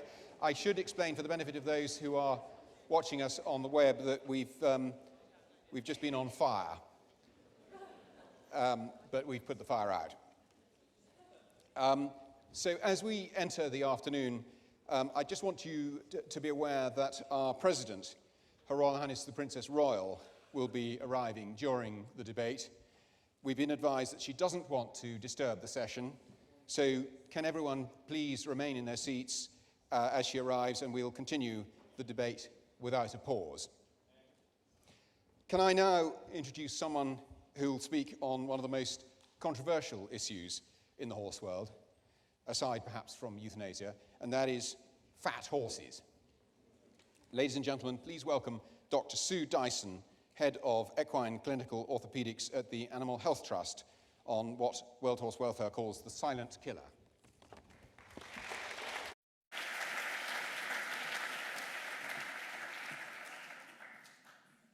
Thank you. I want to discuss what is obesity, what are the potential problems for an obese horse, is the prevalence of obesity getting worse, and if so, why, and what can be done about it. What is obesity? A potential silent torturer. By definition, obesity is excess body fat accumulation, which has a potentially negative impact on health. So what does this mean in practical terms? How can we assess obesity? Well, the simplest way is to assess body condition score and ask the question, how discernible are bony landmarks by visual inspection and palpation? Here we have two extremes. On the left, a body condition score 1, when clearly all bony landmarks are easily palpable. And on the right, we have body condition score 6 out of 6, in which none of the bony landmarks are visible. We also have fat deposits, the so-called cresty neck, beautifully exhibited by these two dressage horses. We then have fat deposits elsewhere, and I never cease to be amazed how owners can think that symmetrical lumps in muscle may reflect muscle injury, despite them being bilaterally symmetrical, when actually they are fat deposits. Obesity is influenced by the energy taken in versus the energy expended. So food energy intake versus energy expended through exercise, through thermoregulation. And one other factor which does come into play is genetic susceptibility. There are some individuals who are more susceptible to fat accumulation than others. So what are the health issues for an obese horse? I'm going to discuss briefly equine metabolic syndrome, laminitis, reduced efficiency of athletic function, the increased load on the limbs, which is particularly relevant in horses with musculoskeletal injury, and reduced heat tolerance. Equine metabolic syndrome is a condition very similar to diabetes type 2 in obese people, in which the horse develops an altered sensitivity to insulin. And as a result of this, it leads to a predisposition for laminitis, not just the classical form that you're all used to, with the native pony standing with the forelimbs outstretched, but also a type of laminitis which is much more insidious in onset and affects individuals like the bottom two horses. The bottom two horses, you might suggest, are in good bodily condition and shouldn't be affected. Both of these horses had equine metabolic syndrome. Both of these horses were very short striding and pottery in front because they had laminitis. Not the typical form of laminitis, but the form of laminitis, which is insidious in onset and results in these short-stepping horses, which people present to us as perhaps a form of navicular syndrome. But they're not a form of navicular syndrome. They are created by our management. They are created by these horses being overweight and developing an abnormal resistance to insulin. And as a result of that, we have development of an abnormally thick hoof wall, rotation of the distal phalanx, and a rather slipper-like formation on the pedal bone, as we see here. If you are carrying excessive body weight, that means you're carrying an additional load, an unnecessary load. If we were to take a 550 kilogram horse, which is 50 kilograms overweight, that's carrying an extra 9% of body weight. It means more than carrying me. If you're carrying excessive body weight or carrying an excessively large rider, the animal is going to prematurely fatigue, and premature fatigue can enhance the risk of musculoskeletal injury. Increased load on the limbs is particularly relevant in horses with musculoskeletal injury.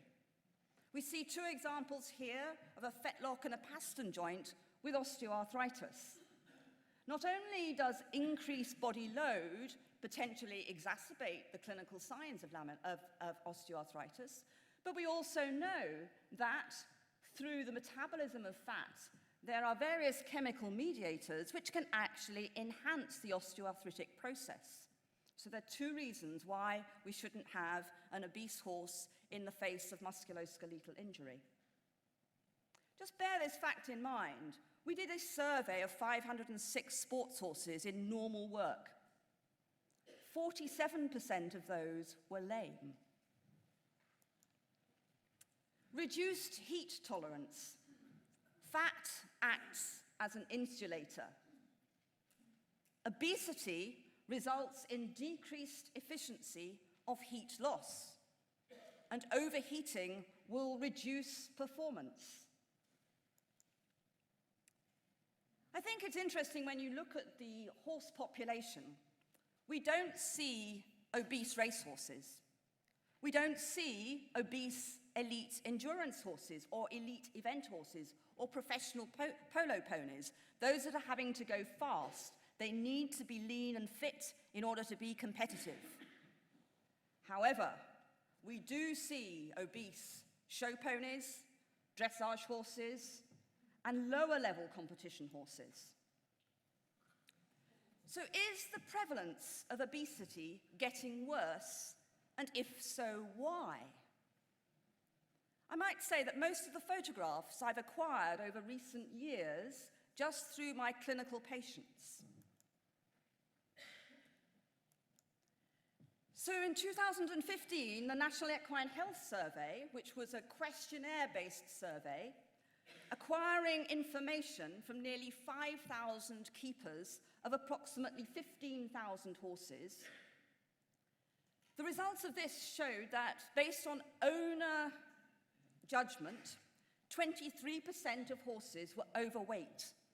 This data compared with approximately 17% in 2014 and about 8% in 2013. So does this increase reflect increased awareness or previous underreporting? Was there owner bias? But we would tend to think that owner bias would go the other way to underreporting obesity. Or is this genuinely an increased prevalence? So what data is there available from peer-reviewed scientific data which has specifically looked at obesity?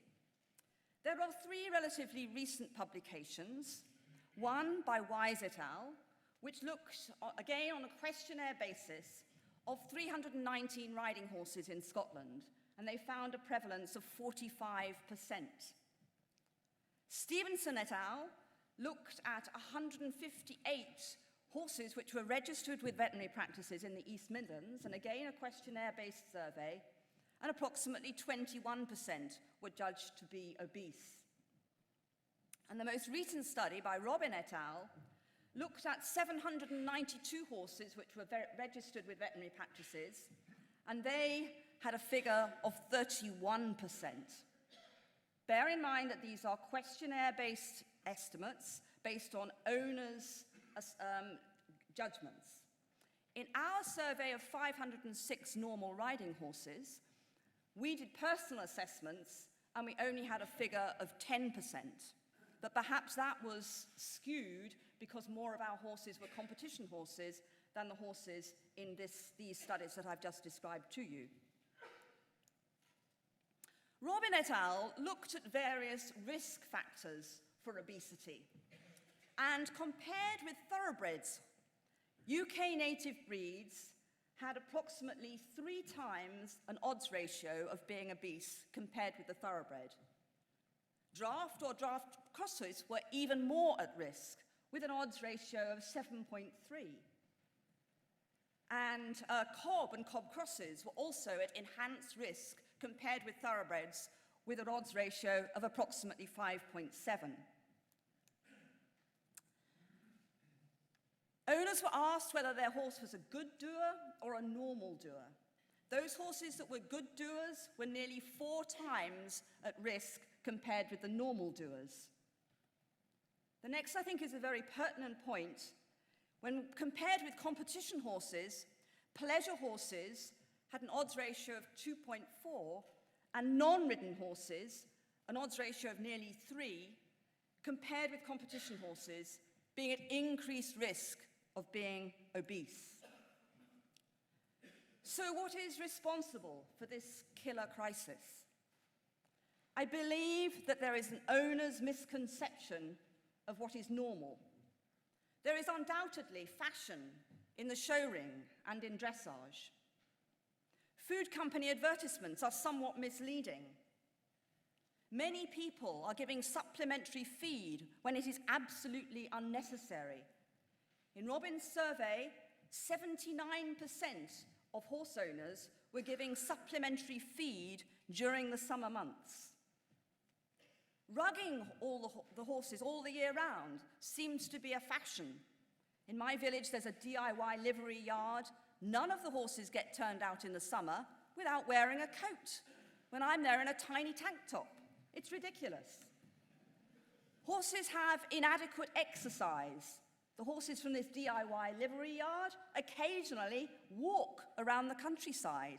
I never see them canter, and there are wonderful tracks that could be cantered down.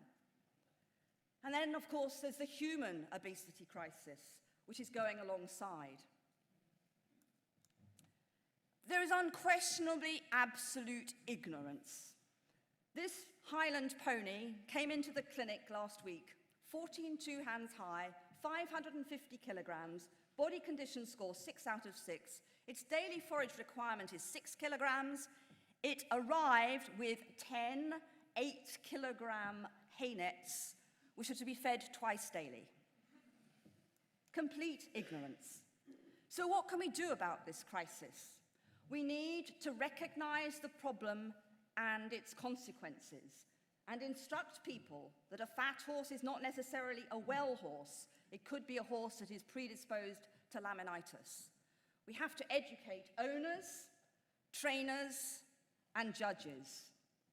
We have to make people recognize that the horse on the left is a fit, healthy horse. Yes, we can see its ribs, but that's nothing wrong with that. The 2 horses on the right are very successful in their careers, but they're too fat, and they are at risk of complications because they are too fat. A fit, lean horse is a healthy horse. We should be able to see muscle groups defined, including the abdominal muscles. Food intake should match energy output. We don't even necessarily need to feed these low carbohydrate foods to an animal that doesn't necessarily need any supplementary feeding. So we should determine food requirements based on energy demands. We should steer away from ad libitum feeding. We don't need to be soft and say, the horse looks as though it's hungry, I better give it some more. We can soak hay to reduce its nutritional level. We can use small-holed hay nets doubled up to reduce the speed with which the horses can consume. We can mow the grass. We can strip graze. We can give minimal concentrate feeds. We can give no supplementary treats or other supplements. And we can take off the rugs. Exercise is crucial. Exercise decreases fat mass and increases insulin sensitivity and therefore reduces the risk of obesity. We need to encourage people to monitor their horse's body weight. Weight tapes provide some objectivity. They're not particularly accurate, but they're better than nothing. Body condition scoring is even better. We don't want to kill with kindness. Laminitis is a major welfare issue. Equine metabolic syndrome is a real problem. Atypical laminitis, in my experience, frequently goes unrecognized. I believe that body weight can be controlled. It requires all parts of the equine industry to be more aware and to act appropriately and educate proactively. I acknowledge with the obesity crisis in people and the collective failure to control this, it will be a challenge. But I believe we have to do something about obesity, the potential silent torturer. Thank you very much.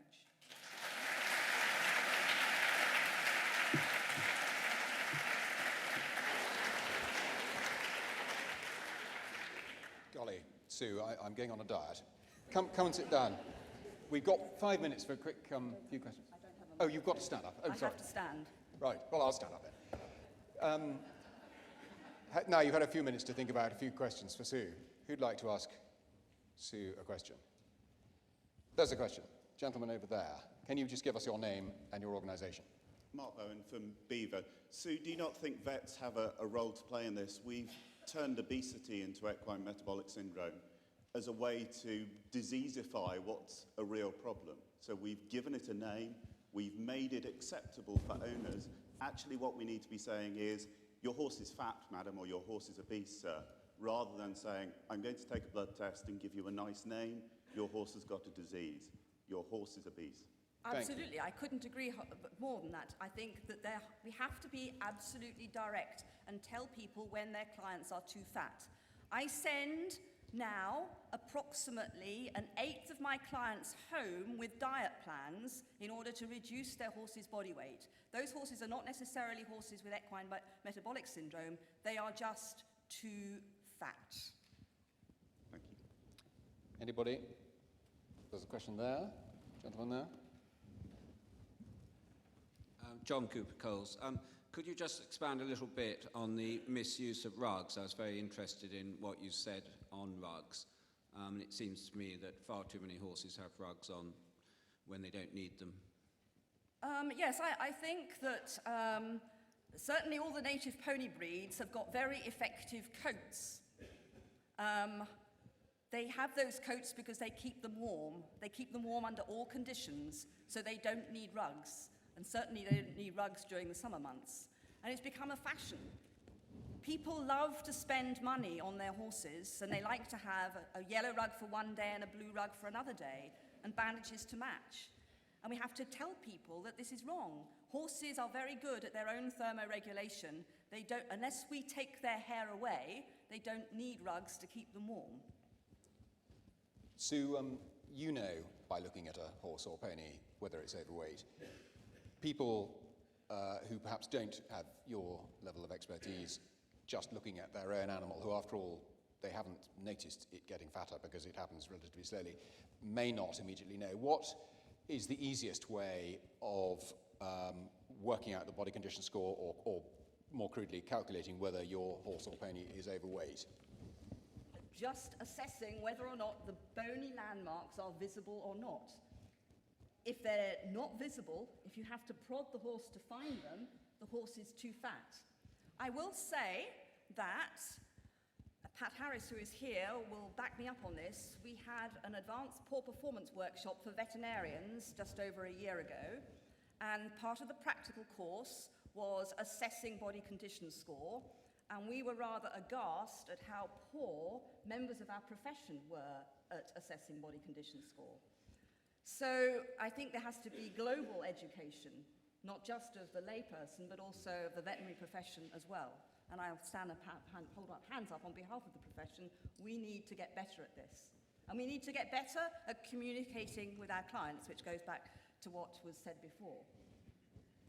Thank you. Any more? One more question there in the middle.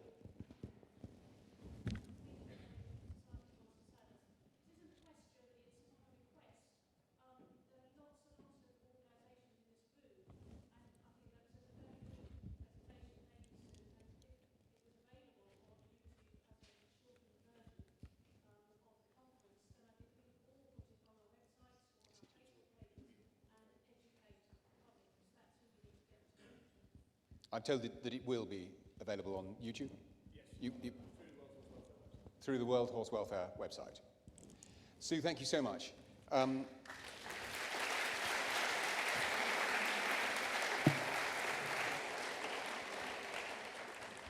That's a real eye-opener for all of us. Can I remind everyone, if you can, to visit the Charity in Action stands this afternoon between 2:10 and 3 p.m., where our teams will be dispelling commonly held myths about horse welfare. It's now time for our debating panel. Lucy Higginson edited Horse and Hound from 2002 until last year. She events and hunts and has written on topics ranging from embryo transfer to fall simulators. She's going to chair our debate this afternoon, so in a moment I'm going to hand over to her. But as I mentioned previously, World Horse Welfare's president, Her Royal Highness the Princess Royal, is likely to arrive during this debate, which I'm sure she'll enjoy. And as I said before, we've been advised not to stand when she enters the room, so please remain seated. Lucy, over to you.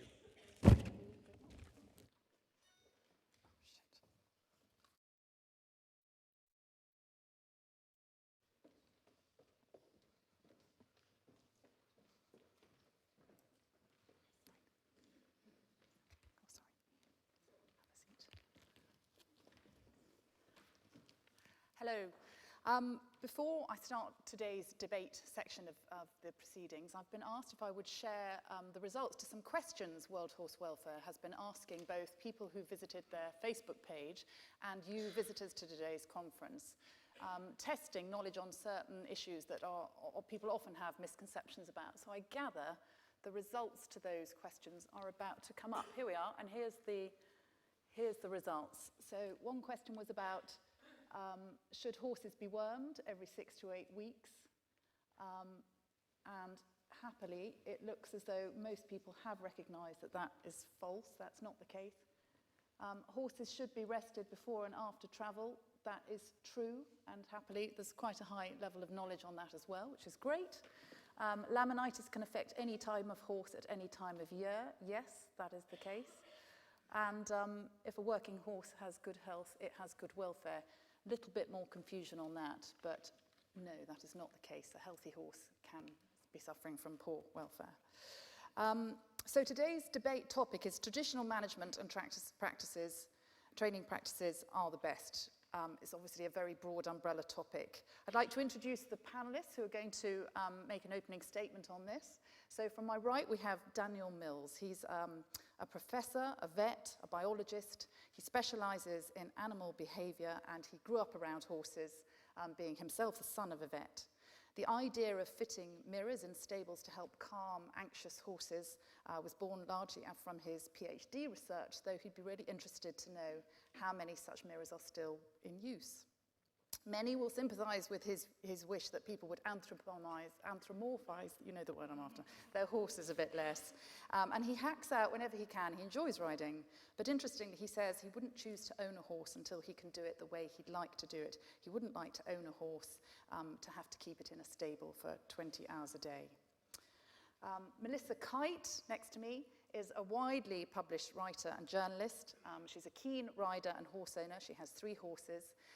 She hunts, and she, I believe, has designs on one day contesting a point-to-point. Celia Marr is a name known to many of us in the horse world. She's a very well-known vet. She's editor of the Equine Veterinary Journal.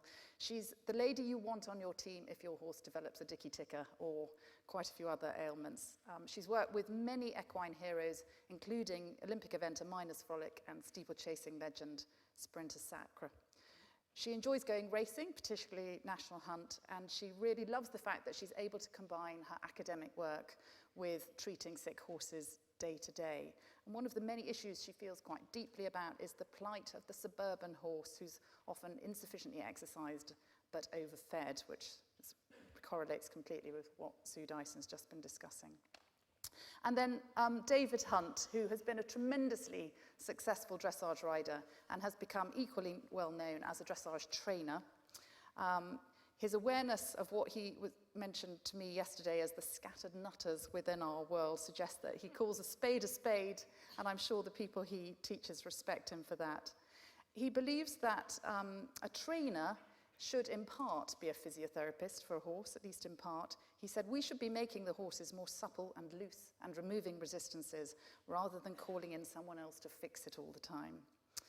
For a long time, he felt he courted controversy by speaking out, saying he didn't feel that British dressage had the right training and the right horses to become a world power in the sport, but happily, over time, things have changed, and we have now developed in those areas. So before I ask them to make their opening statements, I just wondered if we could have a very quick vote from all of you here. If you would raise your hand if, broadly speaking, you agree with the argument that traditional management and training practices are best. How do you feel about this at the outset before anybody speaks? Who agrees with that? Would you raise your hand if you do?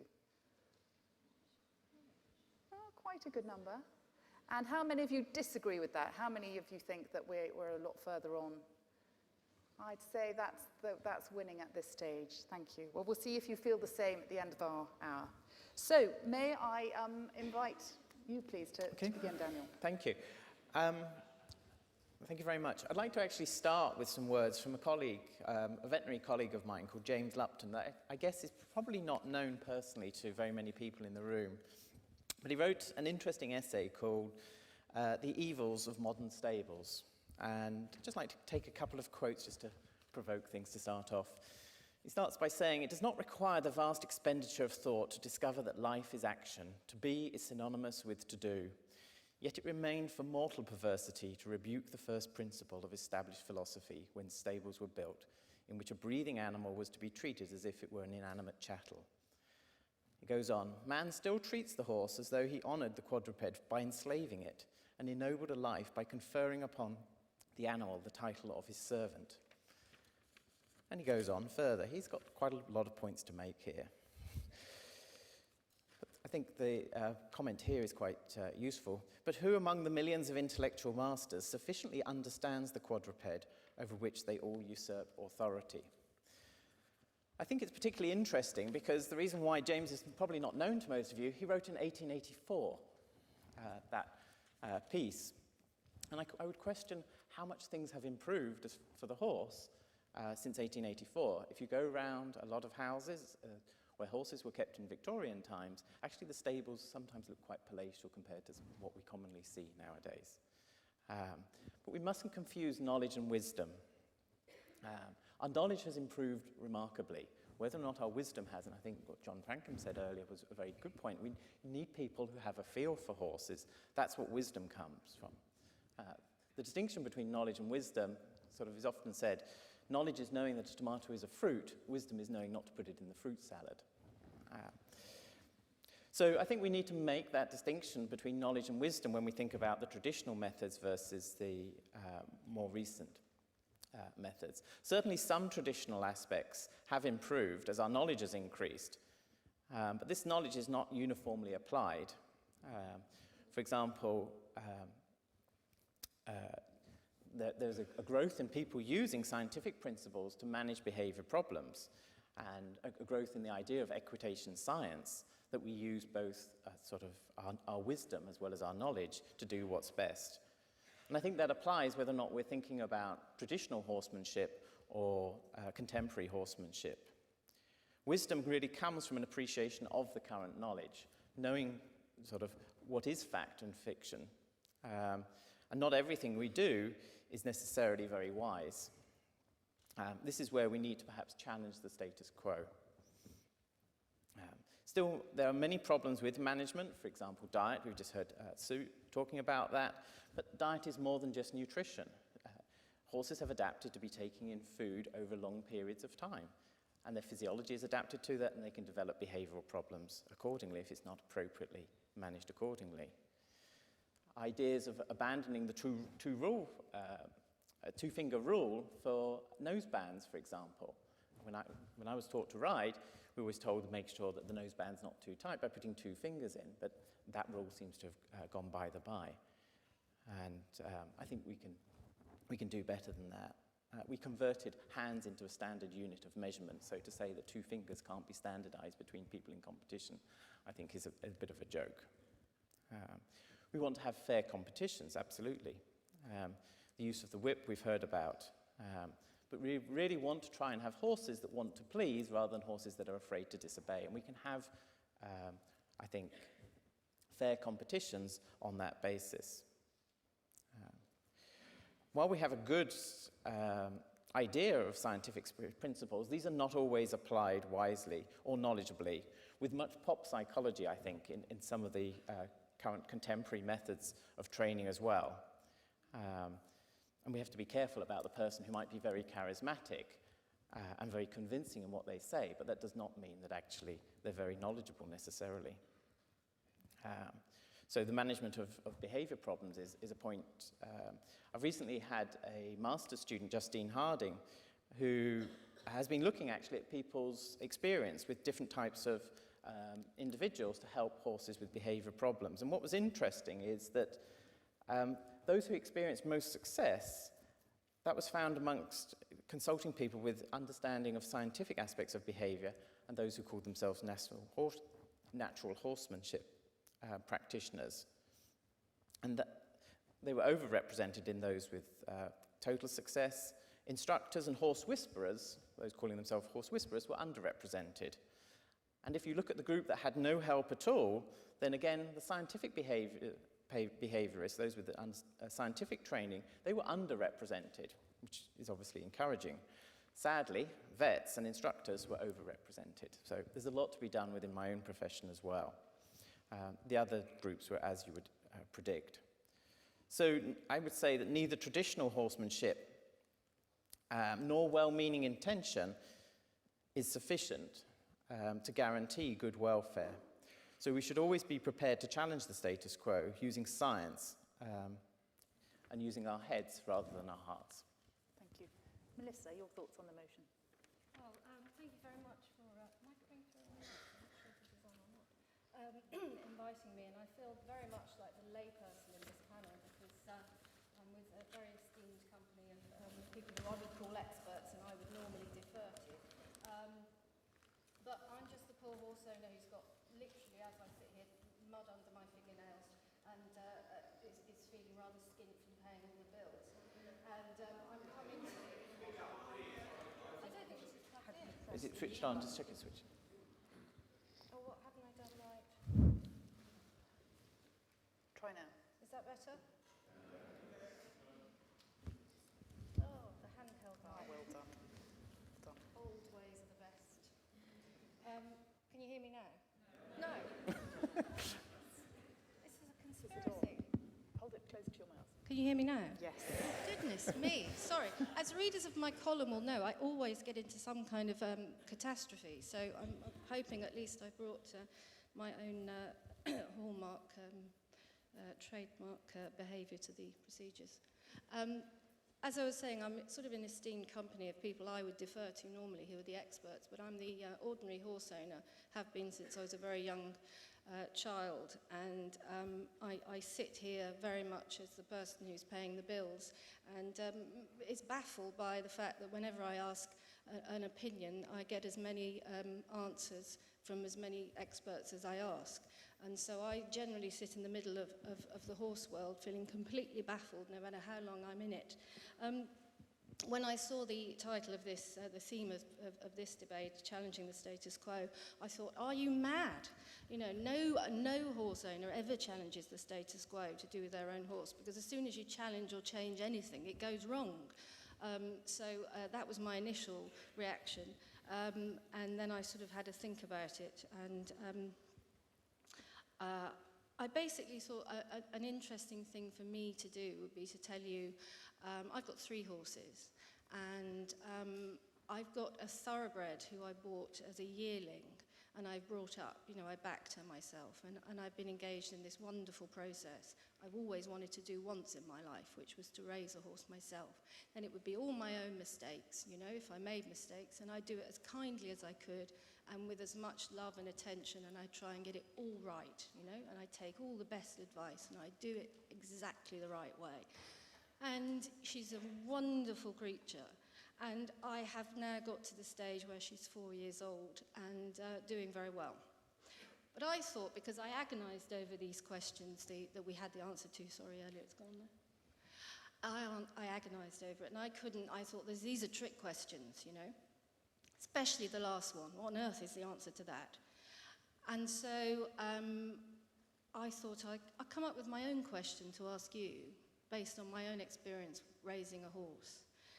Because I thought it was really interesting what I've come up with, which I can sort of sum up with this question.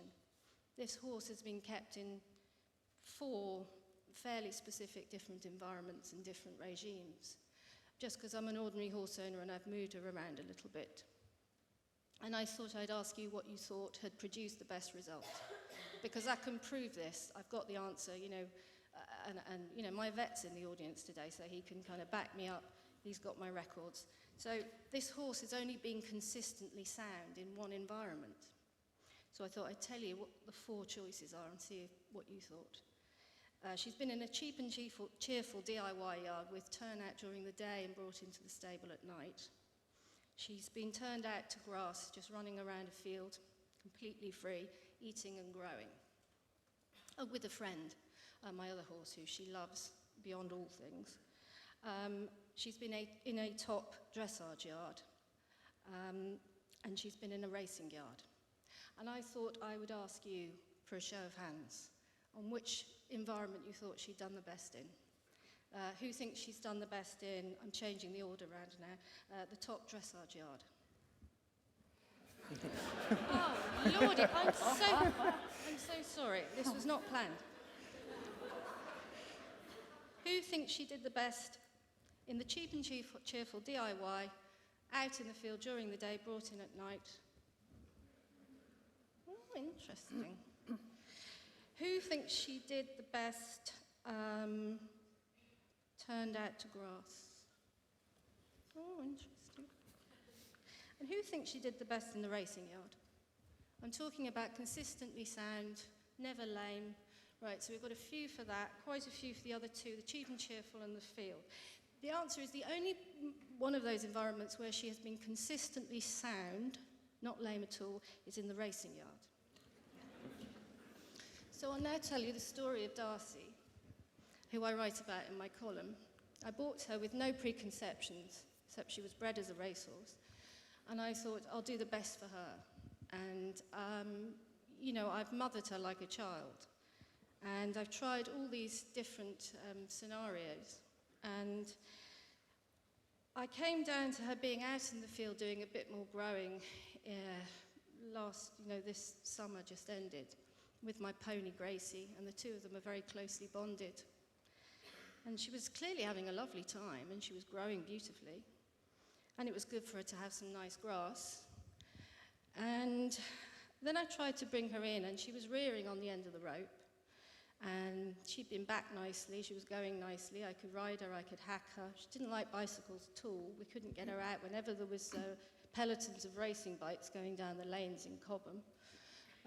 There were certain things I could see were genetics, you know, no matter what we did. But I got to the stage where she was rearing on the end of the rope, and I'd gone as far with her as I could. And at that point, I tried everything, and I thought, what is the right thing? And I almost meditated on it, you know, please send me the answer. And I just rang up the local racing trainer. I said, can you help me? And I went down to see him, and everything he said made sense. And then I put her into this yard, which is actually a point-to-point yard. Ever since when, my horse has made sense. That's all I can say. Total sense. She goes perfectly. She's always sound. And she's very happy and calm in the box. Before she was ripping the box to pieces, I think she was bored. Now, what I want to say is I've kept 3 types of horses. I've had a hunter, I've had a thoroughbred. I've got a fun pony who I go cross-country with and is a leisure horse. So I've done different kinds of horses, and I'm not here to bang the drum for any particular angle or sector of the equestrian world. This is just my observation that by hunting the hunter, by having fun on the fun pony, and by racing the racehorse, I've had some very good results.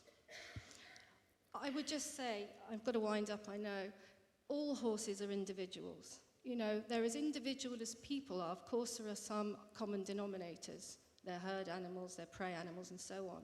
But the one thing I do know is that Grace, my hunter pony, is as different from Darcy, the thoroughbred, as you can imagine. And Darcy wants her privacy. She wants her old-fashioned, call it cruel, stable. She wants it. I know she does. I'm her mother, and she wants to be put away in privacy. My pony, on the other hand, loves an open stall where she can see everything because she's nosy, you know? And so I, as the owner, have amassed this knowledge, you know, which is very personal. And I feel very strongly, therefore, that the owner often knows the best for their horse, as long as they're taking some good advice from experts as well. But at the end of the day, I've seen it all in the leisure horse world. I've seen people poking horses with what they call Pirelli sticks, which I don't suppose Pat Pirelli ever intended. And I've seen people doing what they call his natural horsemanship, which I've read Monty Robbins' books, and I don't imagine that's what he intended. So I've seen people try all sorts of innovations, but they have to be done properly. And so far as I've tried, I've taken advice from experts, and then I've had to listen to what my own horses are telling me about their individual needs. Thank you. Hang on to that, just in case we don't work later. Celia, your opening argument, please. My concern is that all too often we're led by opinion, and we don't use evidence to support practice. Indeed, we often ignore evidence.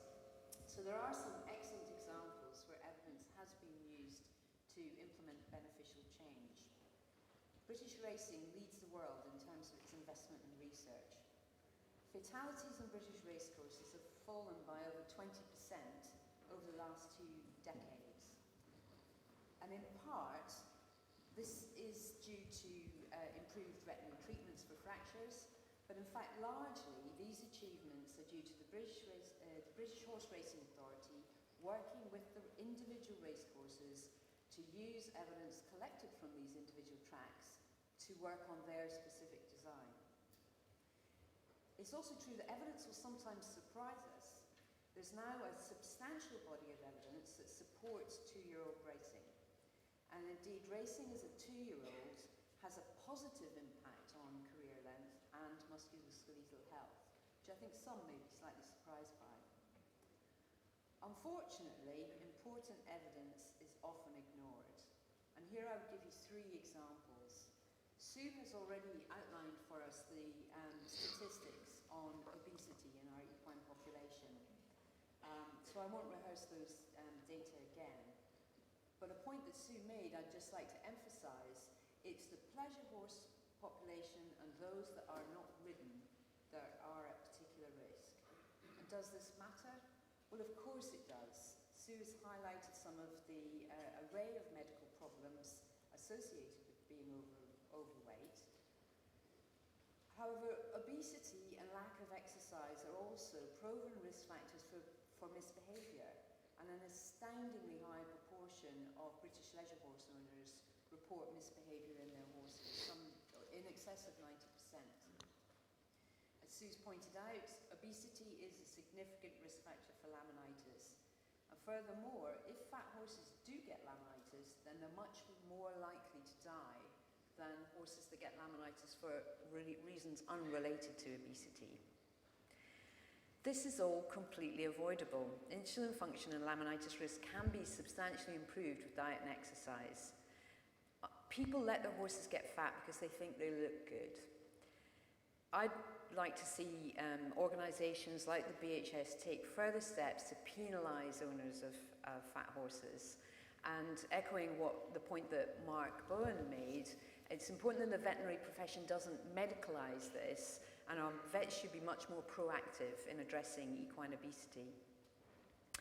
My second example of evidence ignored. We know from much of the press about human health that antimicrobial resistance is a major threat to human health. The same is true in our veterinary species. Yet surveys of prescribing practices amongst the UK horse vet population are pretty poor. Hopefully there are initiatives like, for example, the Beavers Protect Me initiative, which may see this addressed, but we certainly need to improve in that arena. My third example, which was highlighted in one of the questions, we now know that anthelmintic resistance is reaching critical levels. We've seen this with ascarids, we've seen this with cythostomes, and in fact, very recently there's been a study in Denmark showing that the large strongyles are back. Now, I haven't been aware of large strongyl problems since I was a new graduate, so that is a really significant threat. And here the solution very much lies in traditional practices, very traditional practices, appropriate stocking density, removing droppings, and cross-grazing with other species. We must give up our dependency on drugs. So my position here is that I'm neither wholeheartedly for nor particularly against tradition. I would urge you all to base your practice on evidence rather than opinion. Thank you very much.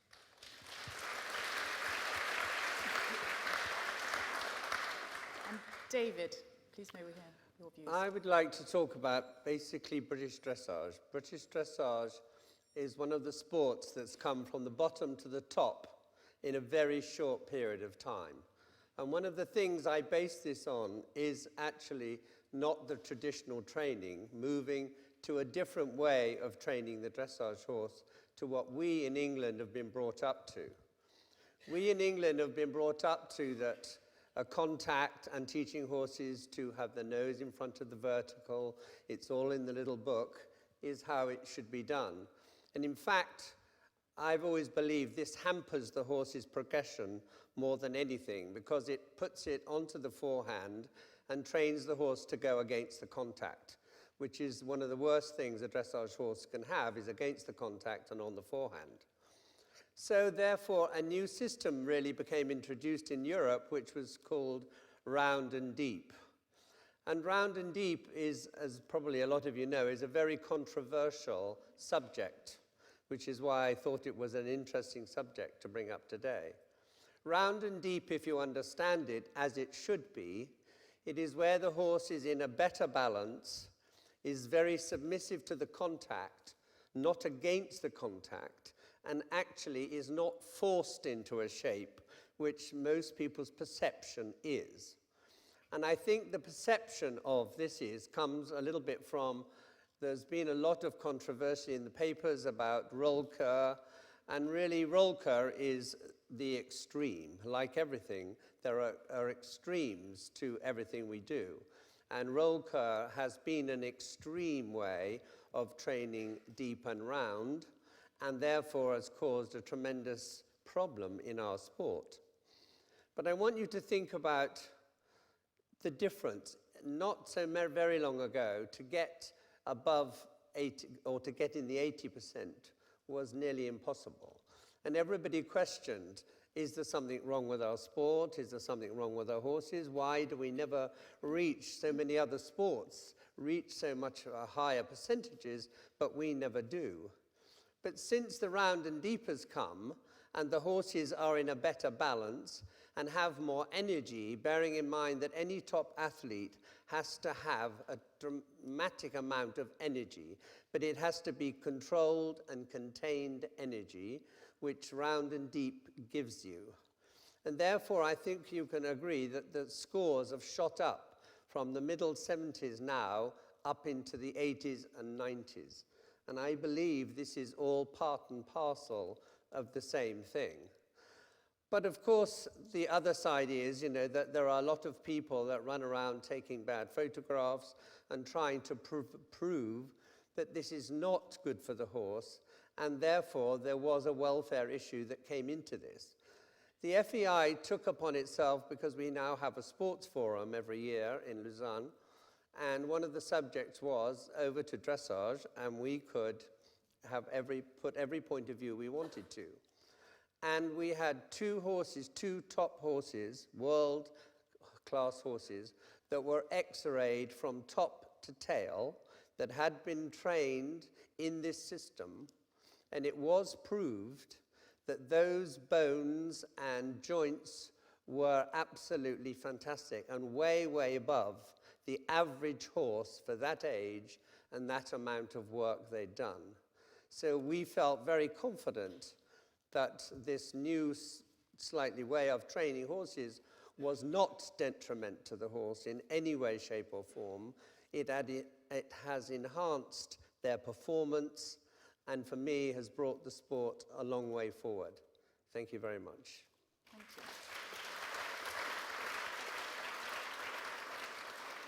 A few nettles grasped. Now is your opportunity to ask a question, to make a statement. Would anybody like to start us off? There's a gentleman at the back there, and perhaps afterwards we'll come to the gentleman on the very back after this one over here. Thank you. David Mountford from Beaver. A question really for Celia. A lot of your discussion was based around the need for evidence. Do you think as an industry we provide enough funding for research in this country? So the question is, as an industry, do we provide enough funding for research so that we have evidence to make our decisions on? Yeah, well, the answer from my perspective would be some and some. So I alluded to the fact that British Racing makes a fantastic investment in racing, and that is largely through the statutory levy, but also organisations. I think Betfair is unique in that it makes a voluntary contribution. So there is substantial funding goes into veterinary research and education within the United Kingdom. Now, as we make the transition to the racing right, I think it's absolutely imperative that that's maintained. At the charity end of the problem, organisations such as World Horse Welfare, and there are many charities I know represented in the room here, do absolutely commendable work. But my point of view would be that there's a bit of a gap in the middle, particularly in the arena of disease surveillance. So right now, most equine disease surveillance that goes on in the UK is funded by racing one way or the other. And I guess I would like to see the sporting authorities for other disciplines supporting that particular work, perhaps through the same sort of mechanism. So in racing, there's a race entry levy that is collected and distributed to disease surveillance programs and also retraining. There doesn't appear to be an equivalent emphasis on supporting infectious disease surveillance in the sport horse world, and I think that is sorely needed. Thank you. Now, we've had... Oh, yes. Can I make a comment on that? Because I think it's an important point that most of the funding has come from the racing industry and the related industry. So there's naturally been a focus actually on performance and catastrophic injuries. We've got to recognise, and we've heard today, you know, a lot of the high-performance horses are very well kept. Actually, the vast majority of the problems are in your average ponies. And it's much harder to get funding for that sort of area. Those aspects of management where, you know, people are, the day-to-day management, you know, those sorts of issues which are impacting on so many more horses that we really do lack a lot of funding. Both as researchers will always say we would want more funding, but I think historically that has been overlooked because, you know, there's a lot of debate how that perhaps impacts on performance. Is it really important? And the veterinary profession has historically equated physical health with welfare. But, you know, we've moved on from that from the 1960s with, you know, factory farming, and, you know, we need to do the same with the horse much more and recognise that actually in the case of horses, their welfare is more than just physical health. Celia, I know you're keen to say something. Yeah, just It's true that there is a big emphasis on the prevention of musculoskeletal injury, but in fact the biggest chunk of racing's veterinary research funding has gone into infectious disease control, and that applies to all horses. But so yeah, I just wanted to clarify that point. Right, we had a gentleman on the back row who would like to ask a question afterwards, so we can get a microphone to you. John, right afterwards. Thank you.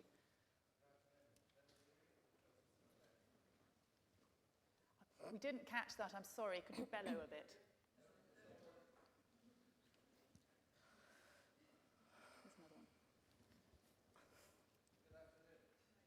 one. No.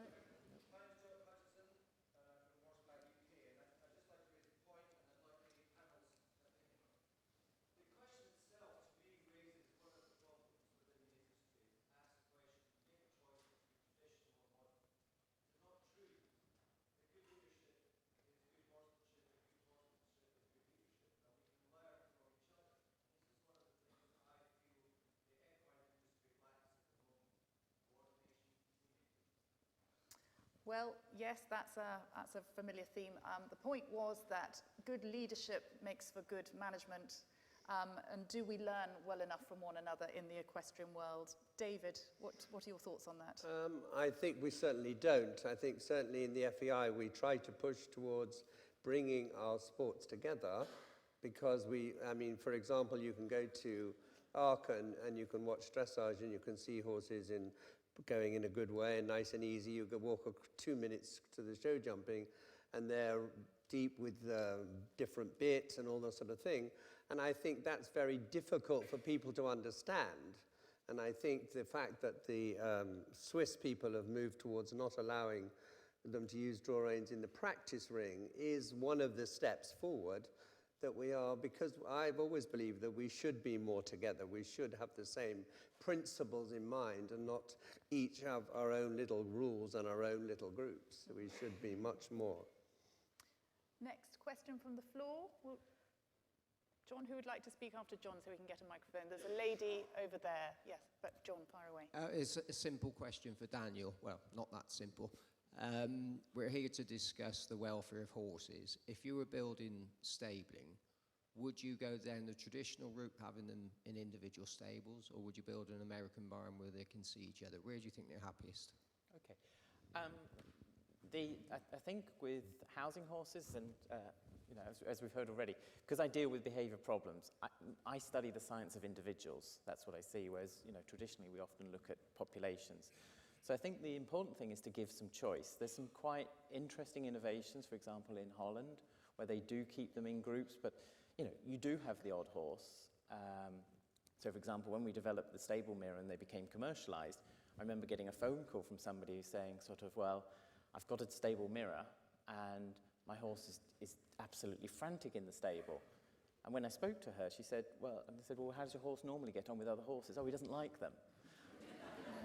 I wouldn't recommend a mirror. And I think this is one of the big problems, is people like recipe solutions. And again, another example, I got an email from somebody who was typing through tears because they were burying their horse at the time, because they'd been told the way to stop the horse from pulling when being tied up was to tie it to a tree with a strong rope, and it broke its neck. These people love their horses. They want to do what's best. I think we need to look at flexible systems. The system we have at Lincoln, when we developed it, we did have the horses in individual boxes, but they had bars between them so they could actually interact. They also have a little bit of solid wall, so that if they don't want to interact, actually they can just put their head in the corner. It's like the ostrich with the head in the sand, and they've got more control over that environment. They've got viewings at both the front and the back, so they can choose, and it's giving the animals choice. And I'm sure we can do things better. Melissa, this comes back to my point about horses being individuals, and I've got 3 horses and they're all completely different, and one would want privacy, one wouldn't. One would want to see other horses, one wouldn't. One would be appalled if a nose came over and said hello, leave me alone. My concern would be if you standardise this at all, or if you bring in any more rules. Horse owners are already drowning under rules and regulations, and the problem is if you bring in more rules rules you are, or design something, more standards they've got to live up to, you're putting more pressure on them. And again, it brings me back to finances and owners already being under pressure. And I think we have to assume they're all doing the best they can. And also, you know, stable yards are all different. And you're not going to start people can't knock down their stables and start building again. They know their horses. I know whether my horse is happy. And if the horse is not happy, I'll make such adjustments as I can. But really, I just feel when we start talking about changing things, often we're looking at it from our perspective. It's that word that I'm not going to try and pronounce that begins anthrop. Yes. There is a great temptation with horses, because I've done it myself many times, to look at the horse and think, well, if I was that horse, I wouldn't like that, you know? And so I turned my horse out yesterday, fretting and fretting and fretting. How many rugs should it have? Bigger rug should it have on? I clipped her. And we thought, well, you know, she's got no fur left, so we'll rug her up. And we put her in the big heavyweight. And then I said to the lady who looks after her, when you bring her in tonight, please put the nice furry insulator on that I've sewn fur into the hood, you know, because that's what I would like. I would like a rug with fur in it, you know. So I've sewn fur in the rug. You know, Gracie's standing in her stable sort of looking at me like, well, she's not thinking anything, is she? Because she doesn't care whether there's fur in the rug or not. So all I would say is that when you're thinking about what stable a horse would like, just consider the possibility that you might not know exactly what it feels like to be in that horse's head. And that if the horse seems all right in a stable and isn't chewing the door to pieces, you know, maybe it is all right. Can I come back on that? Can I just, because I think there's two things. I agree with you to a large extent, but equally, the horse that is quiet in the stable, there are two options which we must be mindful of. He is content, he's totally depressed. And actually, there is a well-established principle that if you have no control over in your environment, it's a condition called learned helplessness. And these animals can be, you know... Well, that's something else for me to worry about now, isn't it? I'm sitting here now thinking, is Gracie got learned helplessness? You know, It's only what we see on the tube, don't worry. The lady at the back, we will come back, David. There was a lady at the back who had a question, or do we have another question from the floor? Anne Bowes, my name, I'm from Ireland. I would just like to say to Celia, she was talking about 2-year-olds and racing.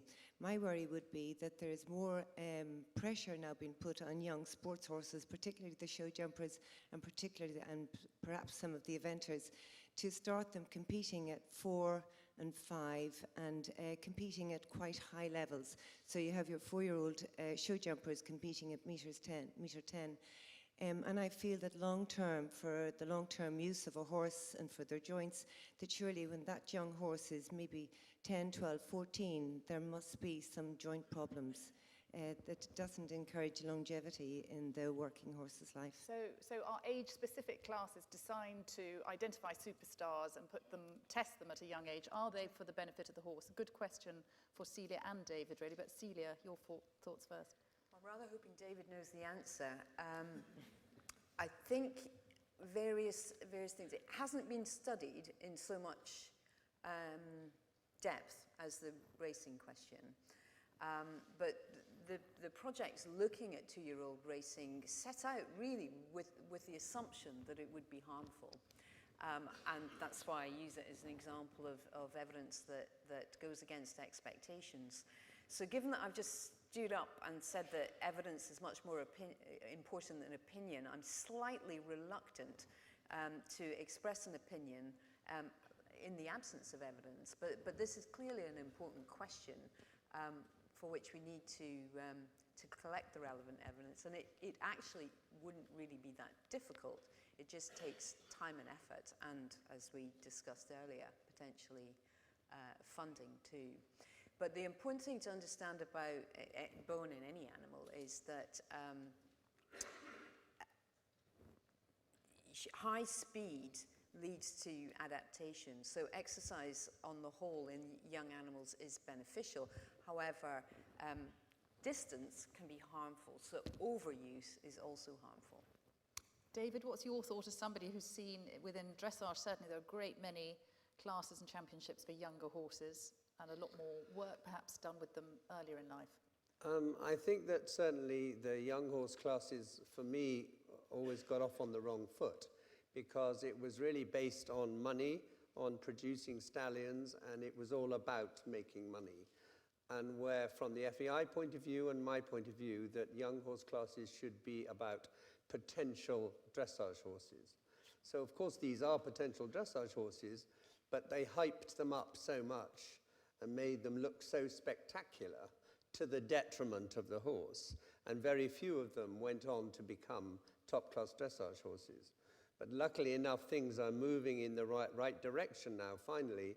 And we are, with the young horse classes, we should be looking for the natural balance, the natural paces of the horse, not any form of manufactured. And therefore, if it's done on that basis, I think it's very beneficial because you can spot the young horses and direct them in the right way, spot the natural ones. So I'm pro it, but very much in the way it's Seeing done. them as a stepping stone and not a goal in themselves. Exactly.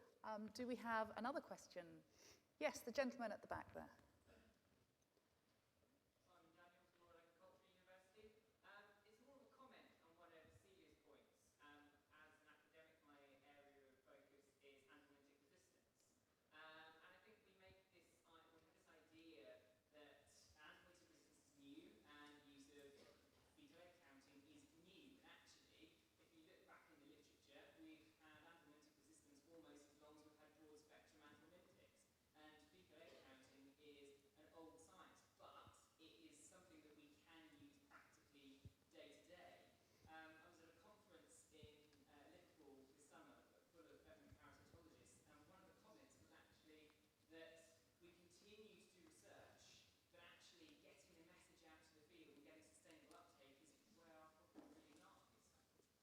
So the point is that we've had these issues for a long time. It's connecting that through to the horse-owning population. So they... But also we keep talking about horses being individuals, and when it comes to parasite burden, they are individuals. Some horses will have parasites, some won't, but we typically treat them as a blanket that they all have parasites. It's Daniel's point of our reliance on recipes again. Yes, thank you. Anybody else? Oh, yeah, yes, please, yes. Professor Mills made the point that the old-fashioned two fingers behind a noseband seems to have been lost. And I wonder from David Hunt what he thinks about the rise of crank nosebands, which I personally dislike, and also with the, you mentioned roll call, the blue tongue effect. The two-finger thing, I mean, it has been a great discussion in the FEI because then it became a little bit what you're saying, a bit pathetic as in whose fingers, you know. Some people's fingers are bigger than others. I'm dead against cranked-up nosebands, completely against it, and I'm dead against pressure in the horse's mouth, full stop. You know, and this is where I think when we talk about the sports moving together, I think equally so, we in our sport have to be responsible for what we do. And I think some of my fellow trainers or riders have not been as responsible in public as they could have been. And I think it's very unnecessary and very wrong. Thank you. Daniel, your thoughts on it? So I think, you know, the beauty of dressage is the synchrony between rider and horse. Absolutely. The last thing we want to be doing is inventing aids that mask poor horsemanship. You know, the best dressage riders should be those who do it with the minimum. Actually, John Franklin's well, not even on a saddle, I think. You know, if they could produce that in a horse with minimum equipment, you know, they should be the people who are winning the prizes, I think. Could I just come in here? There is a discussion at the moment about riding dressage at international level with a snaffle, riding Grand Prix with a snaffle. And I think this is a very emotive subject because part of riding high-level dressage is having the sensitivity to be able to ride your horse with a very sensitive contact. And therefore a double is more sensitive to ride, and you need to be a much more skilled person. And I believe that very high level should be about more skilled people. And by putting a snaffle on, what the problem is at the moment, because we allow it in Britain, and we also allow it they allow it in America. And I can tell you there are two horses, one horse in England and one horse in America, that ride in Grand Prix in a snaffle, and they do it because they can't go in a double, because the horses are too resistant in a double, and by putting them in the snaffle, they can jack up the noseband, and the judges give them extra marks because they think they're being wonderful. So it's a complete misperception of really what very high-level dressage should be about.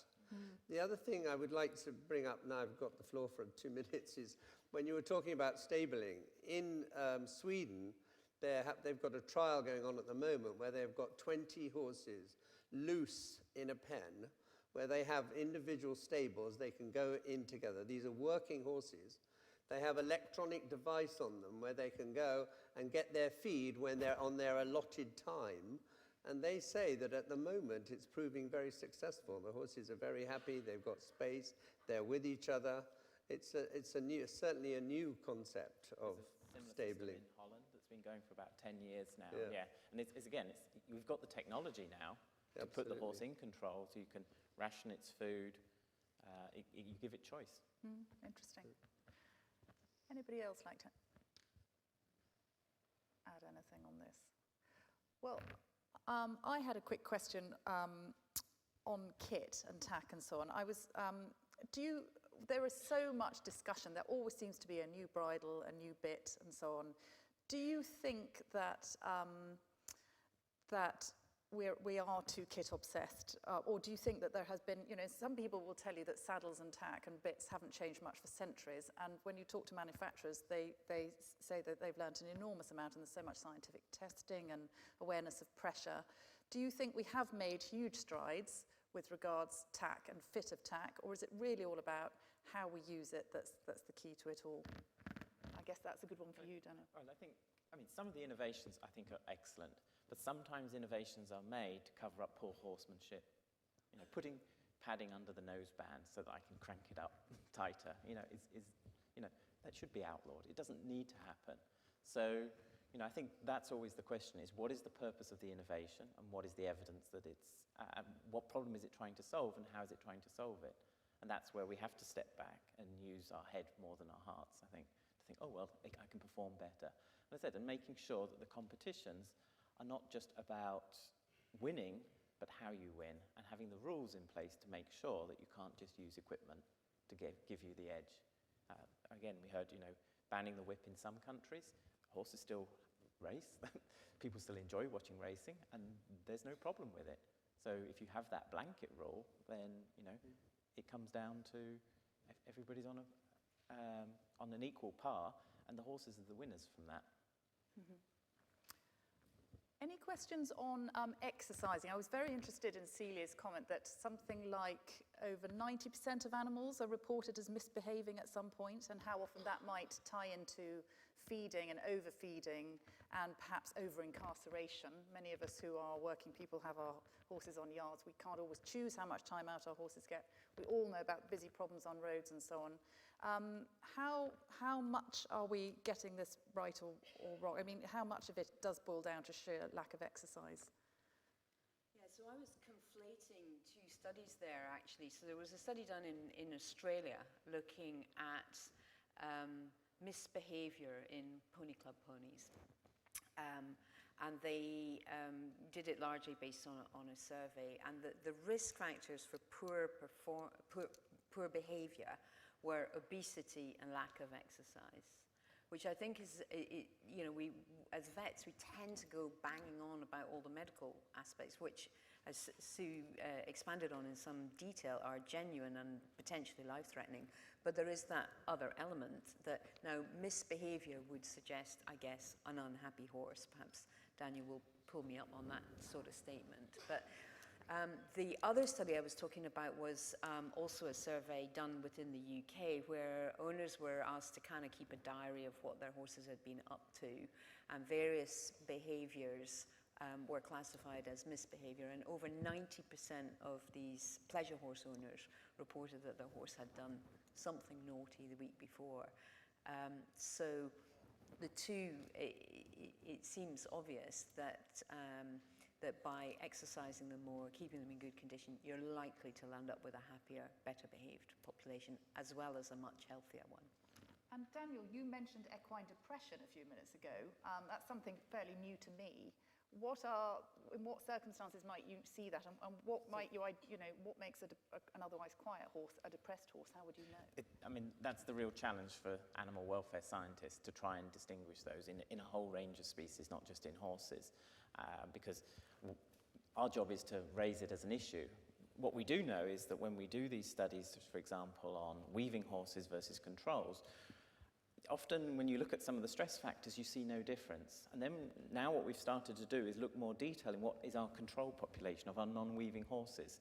And when we look at that, what we're finding is the diversity in that population is enormous, as if, you know, this is not one population. And there may be those that are quite happy, but there are those that potentially are not. And that's why we're not seeing a significant difference between the weaving horses and the non-weaving horses, because our non-weaving population, they're not weaving, but they're distressed in other ways, and they're not showing, they're internalizing it rather than externalizing it. And that is a real challenge. We're currently doing some work, not in horses, where actually we're trying to look at, actually the two halves of the brain heat up differently according to whether you're happy or whether you're sad.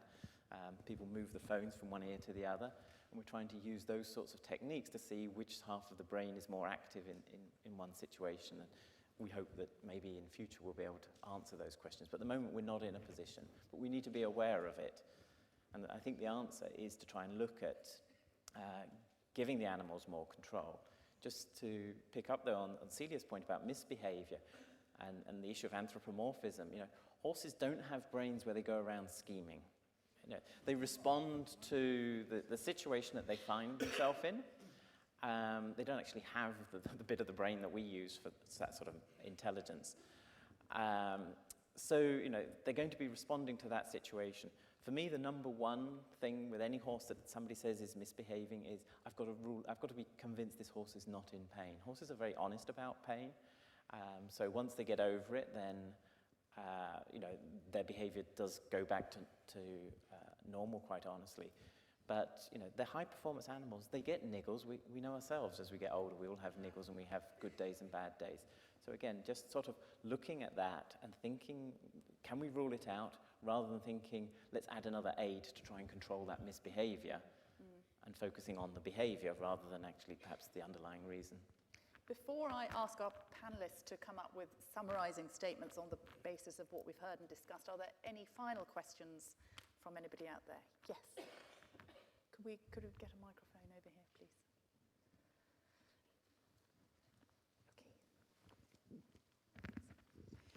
Gail Ecker from Equine Guelph in Canada. And I'd like to ask Daniel Mills, can you talk about the status of facial grimace scores, where that research is, and how teachable is that? That's very interesting. That's been in the news recently. Facial grimacing scores and understanding horses' facial expressions. So those of you that aren't familiar with the idea of the facial grimace, facial grimacing has become quite a big buzz thing in the animal welfare field, that basically when we think of pain, there's a sensory element and there's an emotional element, and that emotional element is expressed in the face. So originally work was done on mice, and it revealed that sort of mice in pain had a distinctive face, and people have now started to apply it to a range of species. The work in the horse is quite good. We've now got a coding system.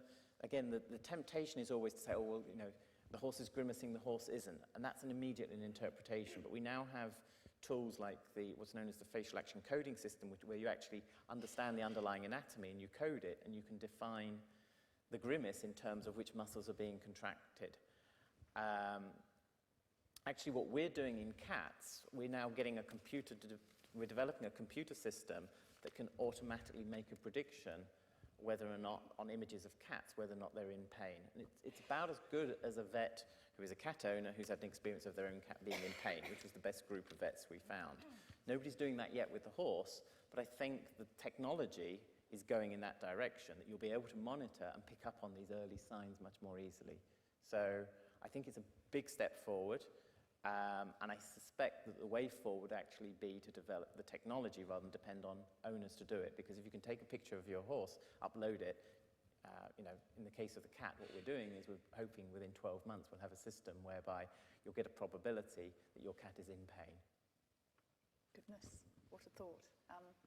Thank you very much. Any final questions? Last chance, really. Yes, there's a lady over there. Thank you. Very interesting. Carol Hall from Nottingham Trent University. Just following on from the comment about pain, forget about the high-performance horses and the race horses. What proportion of normal, everyday riding horses do you think are actually suffering from some underlying pain issue? Well, that's a good one for Celia, and that does reference back a little bit to that item in Sue Dyson's. There's been research done where an enormous number of horses checked were actually lame to some degree. How many riding horses do we think are in some form of pain at any one time? I mean, as a vet, you by definition are seeing ones that have a problem, I suppose. Yeah, that is that's generally true. Most horses that I meet are quite ill. I forget. I forget the statistics. That 47% are lame. Do people bring them with lameness issues, or is that sometimes that's unrecognised lameness right. by and large? So it is, and it's not necessarily lameness to the level that it's preventing them doing their job, whatever that might be. But it's certainly true that all the surveys that are done, going out and looking at whether you're looking at the general horse population or the geriatric population in particular, there's a high level of unrecognised disease. Now, not all of those would be painful diseases, but certainly unrecognised ailments are common in pretty much every survey you look at. The difficulty, I suppose, is at what level does it stop a horse from having a purposeful life? Because so many of us... you could ask... Exactly. It's a different line, yeah. Well, we've covered a lot of ground, a lot of different topics on training, welfare, management. So broadly, from what we've heard today, I know some of you are slightly hung jury on this topic anyway, and there's a lot of new science, but Daniel, do you think that traditional management and training practices are the best or have a lot still to teach us at least? I think they have a lot still to teach us. I don't agree that they're necessarily best, because if we just say tradition, then we're ignoring the value of science and progress.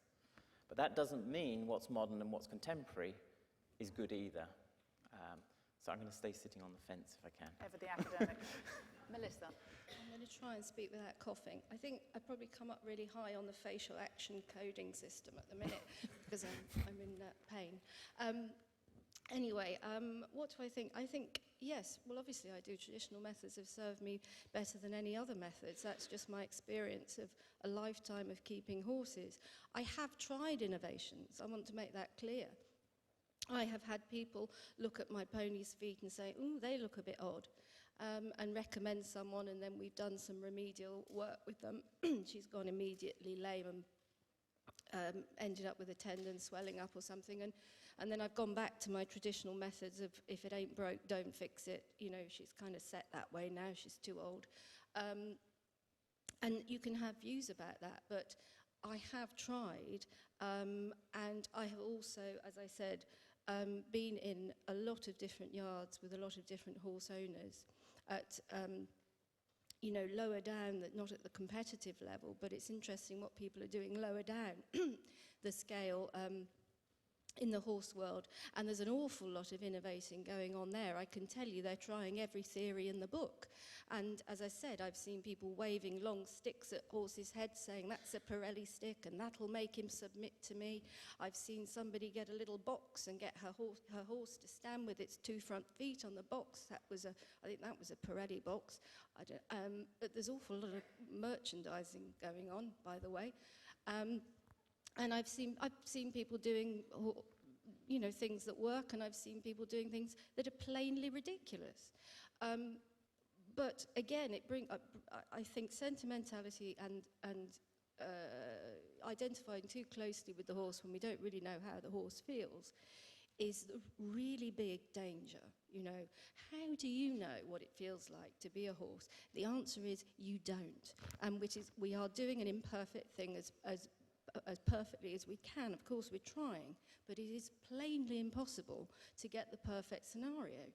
Celia, this brings us to your point about evidence and listening to evidence again. Yeah, it does. Like Daniel, I'm still sitting on the fence. I think tradition can be good and new methods can also be good. And what we need to do is collect evidence. Now that process requires resources, it requires leadership, as was pointed out before. But I would challenge this group to coordinate and hopefully carry on the British tradition of strong veterinary research to challenge the status quo. And David? I'm split between the two. One, I believe in training has moved forward, and I think new systems and new ways are obviously progressing, and I think we need to do that. What concerns me, and listening around today, is that have been very lucky in my upbringing. My parents were farming, and I was brought up with horses, and I learnt how to feed horses, and whether you gave them grain or what, depending on how the horse was reacting and feeling. And I think nowadays the world has moved into you buy the red bag or the blue bag or the green bag. You really don't understand what's really in it. And I believe this is one of the biggest problems, both for behavioral problems and for obesity. People don't really understand about the feeding. They've lost, I don't think perhaps a lot of them ever had that knowledge or have tried to look for that knowledge. So in that respect, I believe tradition is better, because I'm worried about how the others moving. So do you feel swayed by anything you've heard today? How many of you still take the view that the traditional methods of training and management are best after all we've heard today? A slightly smaller number, I think. And how many are embracing modernity and change and knowledge and science? How many feel, I think, I don't know, similar? Yes, we've taught you to death. Thank you very much indeed for your time. Thank you, panelists.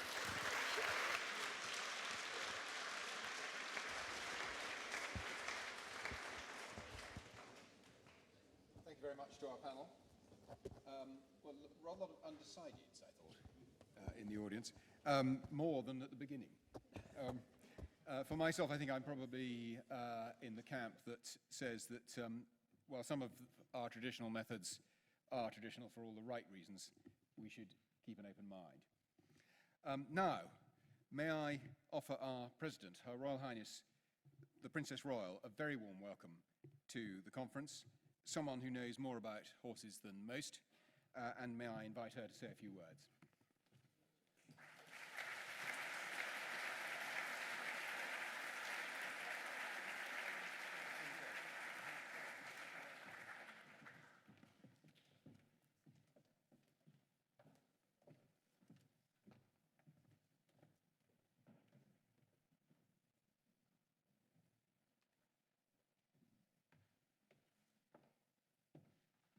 Chairman, ladies and gentlemen, I feel there's a slight disadvantage here because you had heard a lot more than I have, but it's a pleasure to join you. And thank you all for your contribution at that question and answer session. I think that sort of helped me catch up a bit. But thank you all for your attendance today, the World Horse Welfare at this event, and the people who come regularly. It's a really important group of people, and I hope you find that bit by bit we're engaging more in the things that certainly mean most to all of us, trying to cover those grey areas and fill in the gaps which constantly appear. But challenging the status quo is a slightly more difficult issue, and as you have obviously gone from being slightly undecided to very undecided, leaves us with a bit of scope for the future, I think. But the status quo is a really hard thing to define, and innovating from where? Because presumably innovation has been going on all the time. It's a bit like carriage design. I think when they invented the wheel, it wasn't really a very comfortable advance, and yet technologically, it was a huge advance for humankind.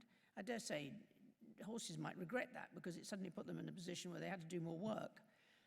But gradually, technology improved.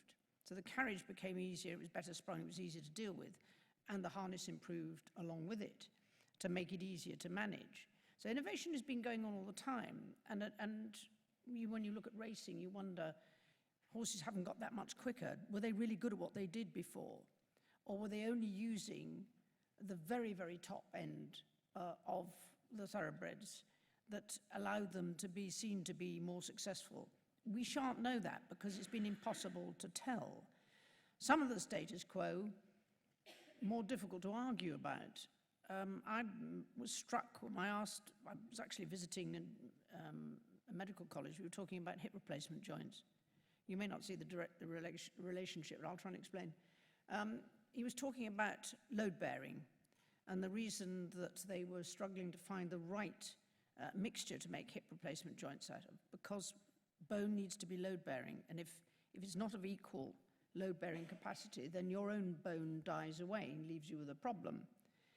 And I don't know what made me think of it, but I said, oh, that'll be why we were always encouraged to do 6 weeks work on the road before getting back into work, because it obviously helped the bone structure. And he looked at me because he had nothing to do with horses. And he said, no, that makes sense.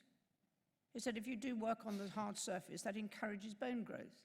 Now, I don't think that those old boys who recommended 6 weeks walking or the amount of road work that they did would have had any idea of that technical answer of bone growth. But it kind of worked for them. And in the long term, it had obviously made a difference. And I think sometimes it's difficult for us to judge where the status quo and where technology comes together. Technology has allowed us to see things that we couldn't see in the past. X-raying feet, I remember that when that first was introduced, nearly all horses were spun on the basis of the pictures you took of their feet, because none of them looked right. It took them 10 years to discover what was really right and what was really wrong, because you'd not been able to see that level of detail in the past. And if they all looked abnormal, then what was the norm? And it takes a long time before that degree of technology will in a way catch up with your observational knowledge, which has been acquired over a much longer space of time. But the thing that strikes me, and I'm not going down, we used to fire, of course. We don't do that anymore, do we? I think so. But again, the argument suggested that the only thing that really did was to make owners not run their horses for 18 months. Well, you'd hope you could do that differently. But one of the things that does strike me when you're talking about all sort of so-called advances and the research that's going on is driven by partly funding, but also by short-termism and convenience.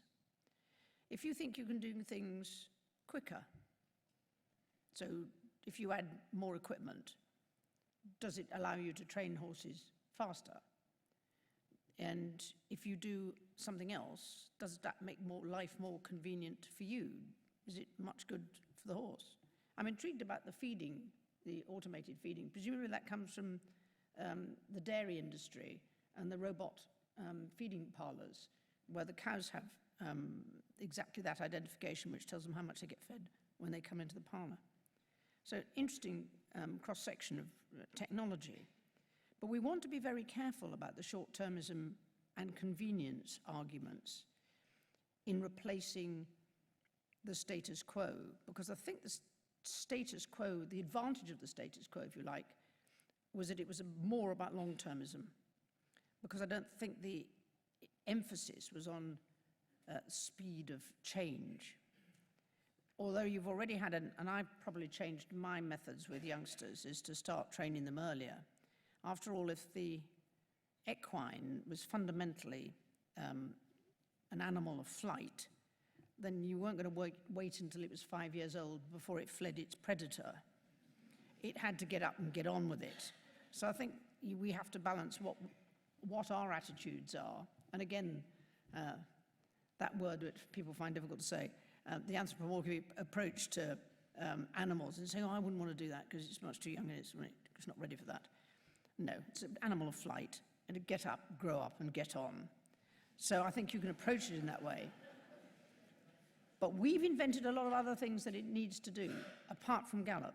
That's where you need to have caution, and that's where the short-termism is not useful, because you're asking it to develop muscles in a way that aren't natural, that aren't the things that are used purely for flight. They are used for something else. But we've also bred them in that way that they are more likely to be able to use their muscles. And some of them have got so many muscles in different places that they couldn't gallop if they wanted to. Now that is certainly our faults, but it still requires us to understand where the status quo is of real value and where technology has made a difference, that we now understand why the status quo might have been wrong. And that takes, I think, a lot more research, a lot more understanding. But my big problem with technology, and I was slightly panicked by the concept of having a system where you could tell whether your Grimm's map, is that in itself will not help the leisure rider who has no previous understanding of animals in any shape or form, because that is a tick box gone mad. Because that says, oh, you know, I've got to find the right picture. Are you all right? As it says on here. No, please don't go down that road. I mean, it can help, but please don't think for a second any of that is going to replace the long-term understanding of the animal that you wish to work with and enjoy its company of, whatever level that's going to be.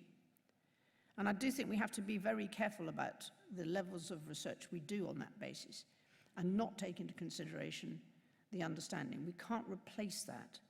That takes time, the ability to understand the animal that you want to make use of. Experience makes a huge impact, and you learn tricks, you learn understandings, and it takes you maybe a shorter time to understand the animal you're with, but you're still going to take a bit of time to get on with it. Some of the sports, you see this more obviously than others, but as you all pointed out, the major areas of concern are probably in those that really only have horses for fun. They are leisure animals, kept differently, don't have the amount of time spent on them individually. And that is an area which I think is the most difficult to reach. That is why I hope you believe that this sort of event can help us reach as many of those people as possible with the right information. Not necessarily the trendiest. Some of those trends are more obvious and things you wouldn't like to see. I'm thinking about Diamante headbands. I don't go for it. It's completely irrelevant, but it's a fashion. But this, you provide an awful lot of understanding and connections with those people who know less about horses but want to be involved and need to know as much as possible in a relatively short space of time. How do you get through to them that difficult balance between the status quo, which is taking the time and observing the individual animal, and the technology that might shorten that process and make it more convenient to keep? Animals are for life, they're not for convenience. You do have to make that decision before you start, and maybe that's, again, a responsibility of the industry to make that perfectly clear. I hope World Horse Welfare has been able to bring together a group of people, a pretty wide understanding of the various roles that our equine companions and others take. But I'm really pleased that they've been able to challenge, in many places, the legal status quo through sheer hard work and proper research.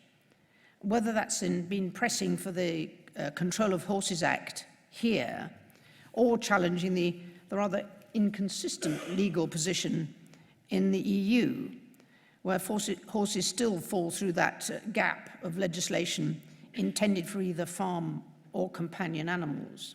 Not such an issue here, but certainly in Europe. That has taken a lot of hard work, and it's taken a lot of good partnerships and a lot of time and a lot of people. And that legal status quo will be very important in the future to help us maintain the protection for horses in our care from all sorts of the pressures of short-termism that I think sometimes we gain when we lose that status quo. But your presence here today and for your interest in this forum is certainly, from my perspective, I'm really grateful for. And I hope a lot of other horse owners will be as well. We don't get together as often as we probably should to have those kind of discussions. We do think, I think sometimes, that each individual discipline is completely different. It isn't. It needs its own skills, and that is patently obvious. And there are different ways of training horses. I still think there's no one way to train a horse to do anything. You can do it any way you like as long as you don't mind the way you ride it. But it just means that nobody else can do that. That's fine, but we need to do it as well as possible and with a long-term interest in the animal's health and welfare. And that may be a slightly different question. I'm not going to go down the road of adding what I feel about nose bands, draw reins, double bridles another time. And it could be a real distraction. But I'm grateful that so many people are prepared to come and discuss these sort of issues here today. So thank you all very much indeed for supporting World Horse Welfare. And I hope in the long term we can all work better in the future.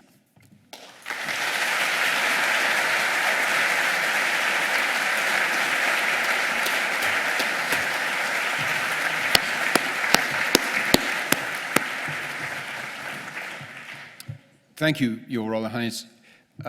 Despite not having been able to be with us for all of the morning, you've somehow managed to summarize everything that's been going on in about 5 minutes.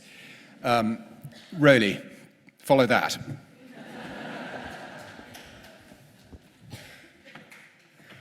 Chairman, thank you very much. I was going to sit down at break time and just collect some thoughts about what I might say at the end of conference, except I spent most of the time telling you all to go outside only to get you to come back inside again. I'm very sorry about the fire alarm at the break time. But our President has summed it up. But I think there are so many messages we could take away from today.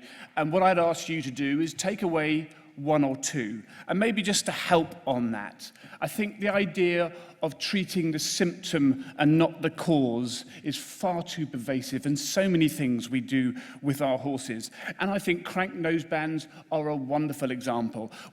Crank nose bands are used because the horse opens its mouth. So why not look inside what's the horse's mouth to find the problem rather than try and paper around and do far worse things around its nose? So I think symptom, not the cause, or making sure we treat the cause.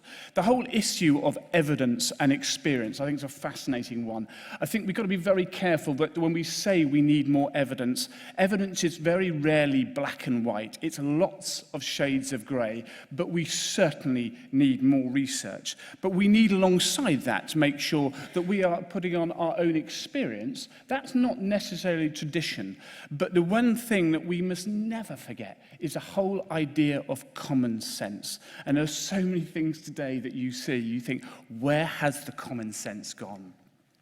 I think personally, the ultimate responsibility for any horse owner, any animal owner, is to give that animal a good life and a good death. And I think we need to really try and expand that message out to the wider people, because as we've already heard, people take on animals, people take on horses, and they don't have a clue. And by selling that animal on, you don't have a clue either. Selling can be great, but you've got to be careful how we do it. I think the idea of what we've heard this morning is around education is the key. Education, education, education. But we can't do that alone. And that's why the whole idea of partnerships are so important. And if we look on the international setting in a developing world, the likes of World Horse Welfare with the Donkey Sanctuary and the Brook and Sparna, we try and work together. When you work in partnership, so often you are outside your comfort zone. Not always, but it certainly encourages one to be outside our comfort zone. And that, within reason, is a really good thing. But we need to do far more in the way of partnerships if we are even to get to a little bit of the challenges that we have heard today.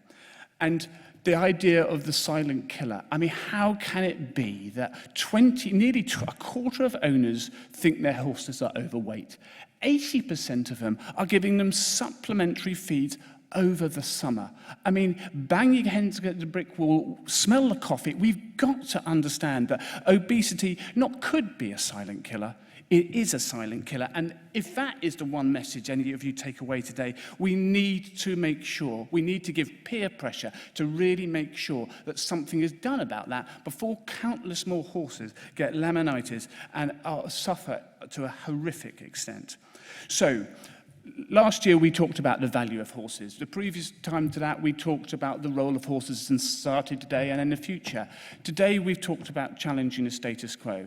We didn't put on today for some academic exercise to get a headline or to create an argument. We put it on so all of us can go away from today and say, I'm going to do one or more things differently. And like all conferences, you've got to wake up tomorrow morning and think, I really am going to do it, as opposed to think, wasn't that a good idea? So I would implore you, just take one thing away, and hopefully by this time next year, the world will be a better place for horses because of what we have done in this room and those we've collectively managed to convince to do the same. Thank you so much for coming to us today. I really hope you enjoyed a Charity in Action this afternoon, and I look forward to speaking to you later on. Thank you. Bye-bye.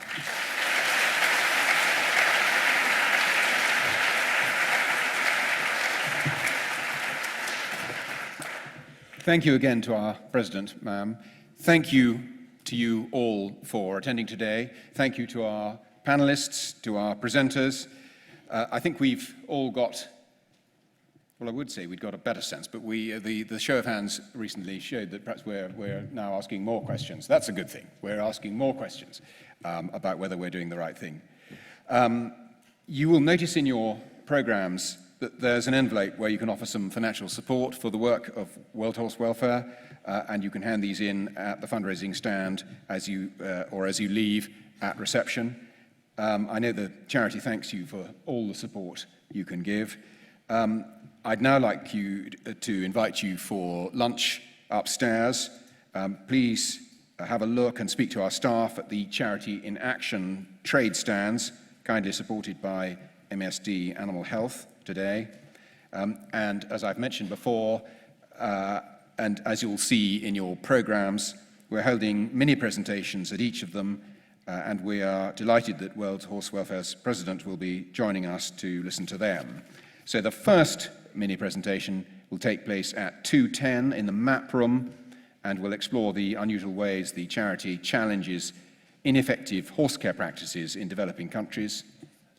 2:30 now, it really says. So the first mini presentation will be at 2:30 in the map room.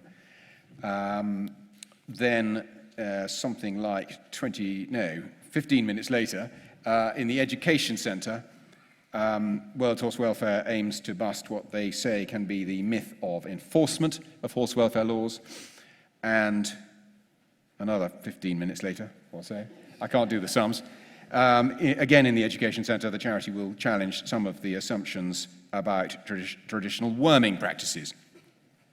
Please do stay and engage with those. And in the meantime, enjoy your lunch. Thank you very much for coming.